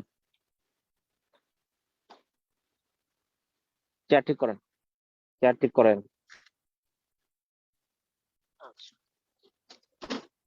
আচ্ছা, তাহলে আমরা দেখলাম, শোনা যাচ্ছে এখন? জি স্যার। ওকে, ফাইন। তাহলে আমরা দেখলাম যে আমি আজকে দুটা শব্দ বলবো, একটা হচ্ছে all the patient should wear ear protection, আপনাকে লাগবে। আর একটা হলো যে যদি এমআর কন্ডিশনাল এবং এমআর সেফ ইনস্ট্রুমেন্ট ইউজ করতে হবে, যেমন জিএ মেশিন, মনিটরিং ডিভাইস বা আদার্স কিছু, এগুলো দুই ধরনের ডিভাইস আছে। একটা হচ্ছে এমআর কন্ডিশনাল এবং এমআর সেফ। এই দুটা জিনিস ভালো করে বুঝে নেন। এই দুটা জিনিস যদি আপনি প্রশ্নে উল্লেখ করতে পারেন এমআরআই সুট অ্যানাস্থেসিয়া, তাহলে আপনি ইউল gate the full marks, I think gate the full marks. হ্যাঁ, তাহলে কি প্রশ্ন দুটো, একটা হচ্ছে এমআর কন্ডিশনাল এবং এমআর সেফ। এমআর সেফ কোনটা? এমআর সেফ হচ্ছে মডার্ন ইনস্ট্রুমেন্ট যেগুলো ডিজাইন করা থাকে এমআরআই রুমের জন্য, যেমন অ্যানাস্থেসিয়া মেশিন ডিভাইস মানে ডিজাইন করা থাকে এমআরআই রুমের জন্য, কারণ ম্যাগনেট সেখানে কোনো প্রভাব ফেলতে পারে না, সেখানে কোনো এক্সট্রা মেটাল ইউজ করা যেটা ম্যাগনেটিক ফিল্ডকে ইন্টারফেয়ার করে না বা ম্যাগনেটিক ফিল্ড দিয়ে ইন্টারফেয়ার করে না। কারণ যখনই দেখবেন ম্যাগনেটিক ফিল্ড, হিউজ একটা ম্যাগনেটিক ফিল্ড তৈরি হয়, যেটাতে কিন্তু আশেপাশে যত মেটালিক আছে টান দিয়ে নিয়ে যাবে, একবার টান দিয়ে নেবে, যত বড় ভারী জিনিস হোক। This is the fact. তো এই জন্য এমআর সেফ হচ্ছে সেই ধরনের instrument, those are design for মানে সেফ এমআরআই স্যুট, মানে অ্যানাস্থেসিয়ার ক্ষেত্রে। তাহলে এমআরআই তে যাতে ম্যাগনেটিক ফিল্ডে ডিস্টার্ব না করে এই ধরনের যে ইনস্ট্রুমেন্ট গুলো, মডার্ন ইনস্ট্রুমেন্ট, এটা কিন্তু নতুন বইতে আসছে, আগে ছিল না এটা। এটাকে বলা হয় এমআর সেফ ইনস্ট্রুমেন্ট। সেটা হতে পারে জিএ মেশিন, তারপরে হচ্ছে আপনার ইনটিউবেশন মেশিন, তারপরে মনিটরিং ডিভাইস, এগুলো, হ্যাঁ, পালস অক্সিমিটার বা আদার্স কিছু টিউবিং, হ্যাঁ, এগুলো। আর এমআর কন্ডিশনাল হচ্ছে এরকম ইনস্ট্রুমেন্ট যেগুলো কিছু সেটিং চেঞ্জ করলে সেটা এমআর সেফ হয়ে যায়। তার মানে যদি একটা যন্ত্র এমআর কন্ডিশনাল থাকে, আপনি যদি তাকে সেটিংটা চেঞ্জ না করেন, তাহলে there will be an accident. তাহলে দুটি শব্দ আমি আজকে এখানে মানে এমআরআই স্যুটের জন্য খুবই প্রযোজ্য, একটা হচ্ছে এমআর সেফ এবং এমআর কন্ডিশনাল। তাহলে এমআর কন্ডিশনাল যদি কোনো ইনস্ট্রুমেন্ট থাকে তাহলে তার সেটিংস এ কিছু চেঞ্জ থাকতে পারে, যেমন তার প্যারামিটারস এ কিছু চেঞ্জ করলাম, তার ডিসকানেকশনে, তার ম্যাগনেটিক কোনো থাকলে, কোনো সুইচ থাকলে সেটা দিয়ে আমরা তাকে মানে অ্যাক্টিভেটেড করে ফেললাম, এমআর সেভ করে ফেললাম। তার মানে এমআর কন্ডিশনাল হচ্ছে ইনস্ট্রুমেন্ট গুলোর ম্যানুয়াল কিছু সেটিং চেঞ্জ করে এটাকে এমআর সেভ করা হয়। এই ধরনের কিছু ইনস্ট্রুমেন্ট আমরা এমআরআই স্যুটে ইউজ করা হয়। তাহলে আমরা সাধারণত বলবো যে এমআরআই স্যুটের জন্য এমআর সেভ এবং এমআর কন্ডিশনাল এই দুই ধরনের যন্ত্রপাতি ব্যবহার করব। কারো কোনো প্রশ্ন আছে এটা রিলেটেড? বুঝতে পারছেন এটা? আবার বলেন একটু ভাইয়া। এমআরআই, ও, ভালো করে ঢুকে নাই মাথায়। আচ্ছা, এটা হলো যে আমি বলেছিলাম যে এমআরআই স্যুটে যদি আমরা অ্যানাস্থেসিয়া মেশিন ব্যবহার করি, এমআরআই করার সময় আমাদেরকে ডাকে না যে ভাই একটু অ্যানাস্থেসিয়া দিয়ে যান। তো তখন দেখলাম যে একটা অ্যানাস্থেসিয়া মেশিন আছে, মেশিন, তারপরে ল্যারিঙ্গোস্কোপ বা সাপোজ মানে লাইট সোর্স বা হচ্ছে আমার মনিটরিং ডিভাইস, এই সব কিছু আছে, হ্যাঁ। তো এগুলো যদি এমআরআই ফিল্ডে হচ্ছে প্রচন্ড ম্যাগনেটিক ইফেক্ট তৈরি হয়, যে কারণে আশেপাশে যা আছে টান দিয়ে নিয়ে যায়, মানুষের শরীরে যদি ইমপ্লান্ট থাকে সেইটাও মনে করেন টান দিয়ে নিয়ে যায়। এই জন্যই কিন্তু বলছিলাম যে ইমপ্লান্ট যাদের আছে তাদের ক্ষেত্রে অ্যাসেস করে নিতে হবে এগুলো কি মানে মেটালিকটা কেমন, যে ম্যাগনেটিক ফিল্ড দিয়ে ইন্টারফেয়ার করবে কিনা, ঠিক আছে। ইভেন আপনার দাঁতে মনে করেন যে ইমপ্লান্ট লাগানো আছে, এটা যদি মেটালিক হয়, দাঁত ভাঙিয়ে নিয়ে মানে ওই ফিল্ডের মধ্যে নিয়ে নিবে। এই জন্য আমরা বলি যে এই জায়গাগুলোতে সাধারণত দুই ধরনের যন্ত্র ব্যবহার করা হয়। যেমন যে ধরনের আপনি তো মনিটর অ্যানাস্থেসিয়ার মানে মনিটর করতে যাবেন, আপনার তো একটা মেশিন লাগবে, একটা মনিটরিং ডিভাইস লাগবে, লাগবে না? একটা পালস অক্সিমিটার লাগবে, একটা টিউবিং ফ্যাসিলিটিস লাগবে, যেগুলো স্যালাইন পাই, এই পাই ওষুধ দিবেন, আইভি ক্যানুলা লাগবে। এই জিনিসগুলো যদি এমন ভাবে তৈরি করা থাকে যেন হচ্ছে এগুলো আপনার এমআরআই ফিল্ডে কোনো ডিস্টার্ব করবে না, তখন এটাকে বলা হয় এমআর সেফ ইনস্ট্রুমেন্ট। এটা হচ্ছে মডার্ন টেকনোলজি। মডার্ন টেকনোলজিতে এমন ভাবে তৈরি করে যেন এমআরআই ফিল্ড, এই magnetic field, magnetic resonance imaging, এই ম্যাগনেটিক ফিল্ডটা এই ইনস্ট্রুমেন্টদের কোনো ডিস্টার্ব করতে পারে না। This is called MR safe instrument. আর কিছু কিছু যন্ত্র আছে যেগুলো কিছুটা মডিফিকেশন করতে হয়, যেমন কিছু সুইচ আছে যে সুইচ গুলো অন করতে হয়, কিছু সেটিংস চেঞ্জ করতে হয়, তাহলে তারা এমআর সেফ হয়ে যায়, তখন আর এমআরআই ফিল্ডে কোনো সমস্যা হয় না। This is call MR conditional instrument. তাহলে দুই ধরনের ইনস্ট্রুমেন্ট থাকতে পারে। তাহলে আমরা ফিজিক্যালি বুঝতেছি এমআর সেফ ইনস্ট্রুমেন্ট গুলো হয়তো কস্টলি থাকতে পারে, যে কারণে এটা যারা দামি তারা ইউজ করতে পারে। আবার কিছু কিছু জায়গায় এমন হতে পারে, আমার স্ক্রিন শেয়ারটা চলে গেছে, আমি আবার দিয়ে নিচ্ছি, তো কথা বলে ফেলি। সেটা হচ্ছে যে কিছু কিছু ক্ষেত্রে এমন হতে পারে যে আপনার হলো যে দেখা গেলো এমআর কন্ডিশনাল ইনস্ট্রুমেন্ট আছে, তো তখন আমরা এমআর কন্ডিশনালটা ইউজ করব। এবার বোঝা গেছে? এইটা হচ্ছে দুই ধরনের ইনস্ট্রুমেন্ট। আর বাকি তো কি কি কাজ করবো সেটা আমরা বলেছি, ইন জেনারেল কিছু ফ্যাক্টর আছে সেগুলো আমরা করব, বলছি না? চলবে এই পর্যন্ত? বুঝতে পারছেন? জি ভাইয়া। জি স্যার, বুঝতে পারছেন। ওকে, থ্যাংক ইউ। তাহলে আমরা পেশেন্ট সেফটি হয়ে গেল, এমআর সেফটি, এমআর হয়েছে। এখানে হচ্ছে নন অপারেটিং রুম অ্যানেস্থেসিয়া, এটা দেখানো হয়েছে। এইবার আসেন, এটা আমার স্লাইড শেষ, হ্যাঁ, পড়া কিন্তু শেষ হয়ে গেল, হ্যাঁ, আমার মনে হয় সফরের মধ্যেই পড়া শেষ হয়ে গেল আজকে। আমি জানি না আপনাদের ডিস্টার্ব হয়েছে কিনা, মাঝখানে একটা অ্যানেস্থেসিয়া কেস করতে। তো এটা হচ্ছে এক্সটেন্ডেড রিকভারি আফটার সার্জারি, ইরাসের নাম শুনছেন না? এক্সটেন্ডেড রিকভারি আফটার সার্জারি, এটা থেকে কিন্তু কোশ্চেন আসে, ইনভ্যারিয়েবলি কোশ্চেন আসে। এইটা অ্যাকচুয়ালি একটা ডে সার্জারির একটা মানে সুন্দর একটা টার্ম বা সিস্টেম, যেটাকে বলে এক্সটেন্ডেড রিকভারি আফটার সার্জারি। সার্জারির পরে দ্রুত রিকভারি করার যে সিস্টেমটা, এটাকে বলা হয় এক্সটেন্ডেড রিকভারি আফটার সার্জারি। এখানে কয়েকটা পয়েন্টস, আমি যে ছবিটা দিছি এই ছবিটা বইতে নাই, হ্যাঁ, এই ছবিটা এটা নেটে আছে, নেটে থেকে আমি দিয়েছি।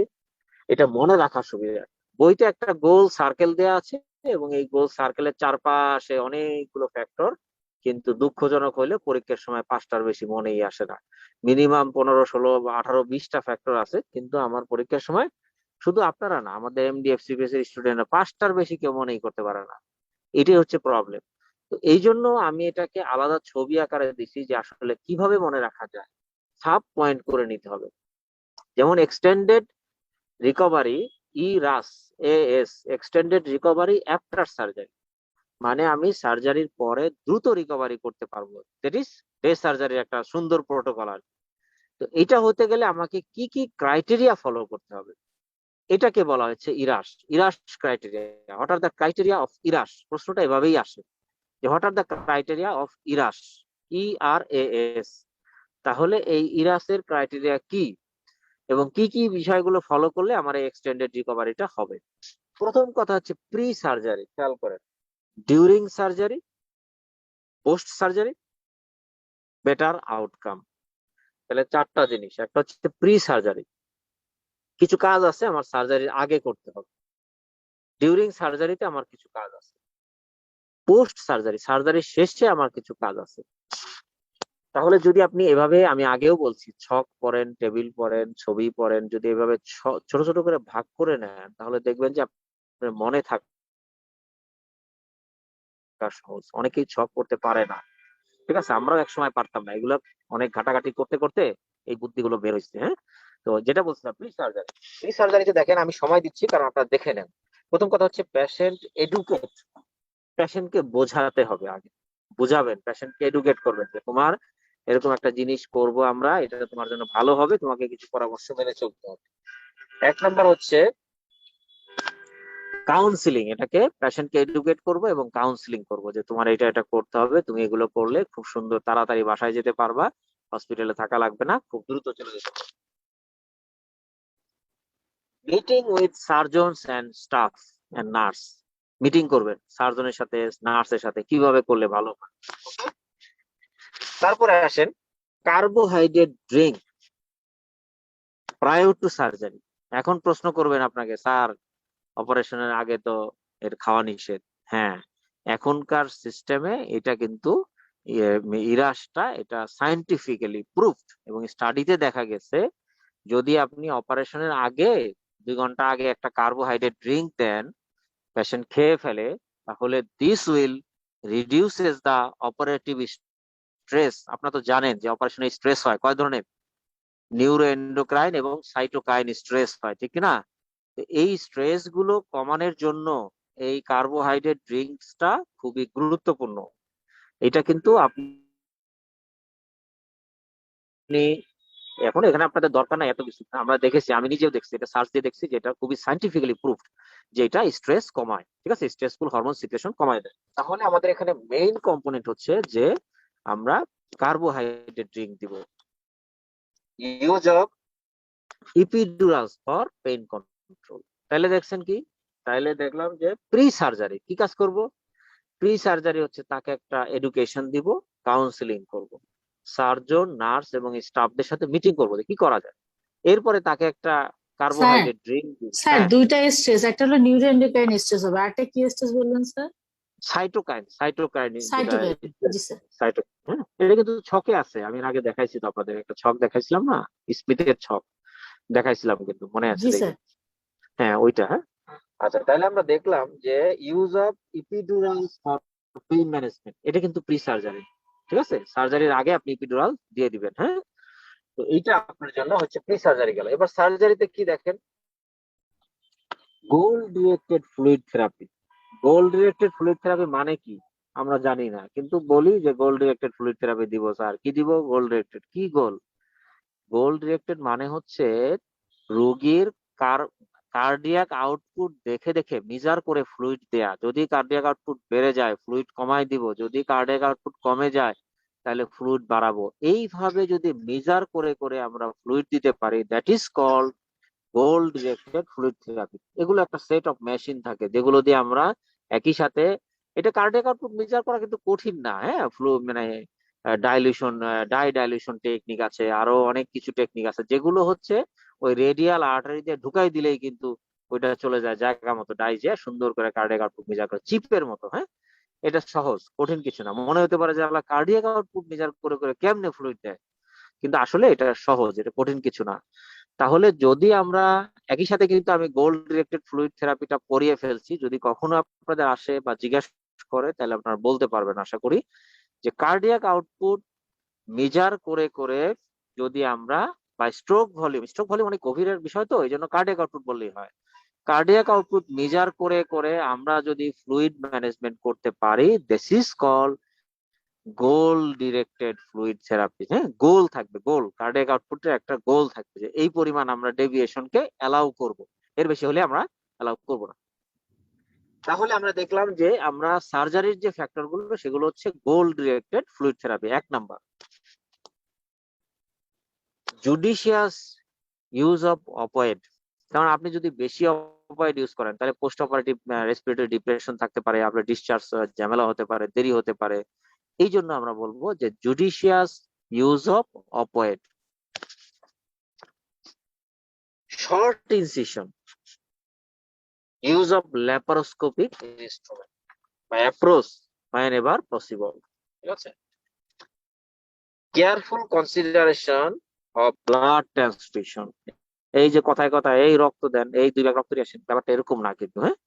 মানে এখানে বলছে careful consideration about blood transfusion. Blood transfusion একটা ইমিউনোজেনিক জিনিস আপনি শরীরে দিচ্ছেন, এটা অনেক ধরনের রিয়াকশন হতে পারে। এই জন্য আমরা ব্লাড ট্রান্সফিউশন এখন কনসিডারেশন করে যে এটা যতটা অ্যাকসেপ্টেবল আপনার মানে না করে পারা যায়, দিস ইজ দ্য ফ্যাক্ট। তাহলে আমরা অপারেশনের সময় কি করব? কথাগুলো সুন্দর হয়ে গেল। একটা হচ্ছে গোল ডিরেক্টেড ফ্লুইড দিব, হ্যাঁ। ফ্লুইড যেমন আমরা মেপে মেপে ওইভাবে দেওয়ার চেষ্টা করব। সম্ভব তো আসলে হবে না, মুখের কথায় তো আসলে বললেই তো হয় না। এই জিনিসগুলো তো আর পেরিফেরিতে পাওয়া যাবে না, আপনি ঢাকায়ও সব জায়গায় পাবেন না, হ্যাঁ, অ্যাডভান্স জায়গায় পাওয়া যায় না। গোল ডিরেক্টেড ফ্লুইড খাতার কলমের বইয়ের কথা লিখবো। তারপরে হচ্ছে আমরা করব জুডিশিয়াস ইউজ অফ অপয়েড, ঠিক আছে। তারপরে শর্ট ইনসিশন এবং ল্যাপারোস্কোপিক প্রসিডিউর অ্যাপ্লাই করব যদি অ্যাভেলেবেল থাকে। তারপর হচ্ছে careful consideration of the blood transfusion, এটা সার্জারি রিলেটেড। এরপর আসেন post surgery, early post procedure mobilisation, early removal of the tubes and drains, early transition to oral pain medication and early allowance of food intake. যে কথাগুলো কিন্তু আমরা day surgery ক্রাইটেরিয়ায় পড়েছি, তো আপনাকে একটু সামারি করতে হবে, কারণ এখানে ইরাসের কম্পোনেন্ট গুলো ডিফাইন্ড। এখানে নতুন করে কিছু আপনি ঢুকাতে পারবেন না এবং নতুন করে কিছু আপনি বানায়ও লিখতে পারবেন না। এই জন্য আপনাকে একটু কষ্ট করে এটা একটু কয়েকবার দেখে নিতে হবে যে আসলে এখানে খুব সামারি করে। পোস্ট প্রসিডিউর মোবিলাইজেশন করব, early removals of the tubes, মানে এক কথায় আপনি ব্রেইন টিউব বলেন, ক্যাথেটার বলেন, সব চলে আসছে, এবং ক্যানুলেশন বলেন, সবগুলো আমি খুলে ফেলবো। তারপরে transition to oral pain medication, transition to early transaction to oral pain medication, মানে ওরাল পেইনে চলে যাবে, ইনজেকশন আমরা রাখবো না। Early allowance of food intake, তাহলে early allowance of food intake এটা আমাদের জন্য একটি গুরুত্বপূর্ণ পয়েন্ট। Better outcome,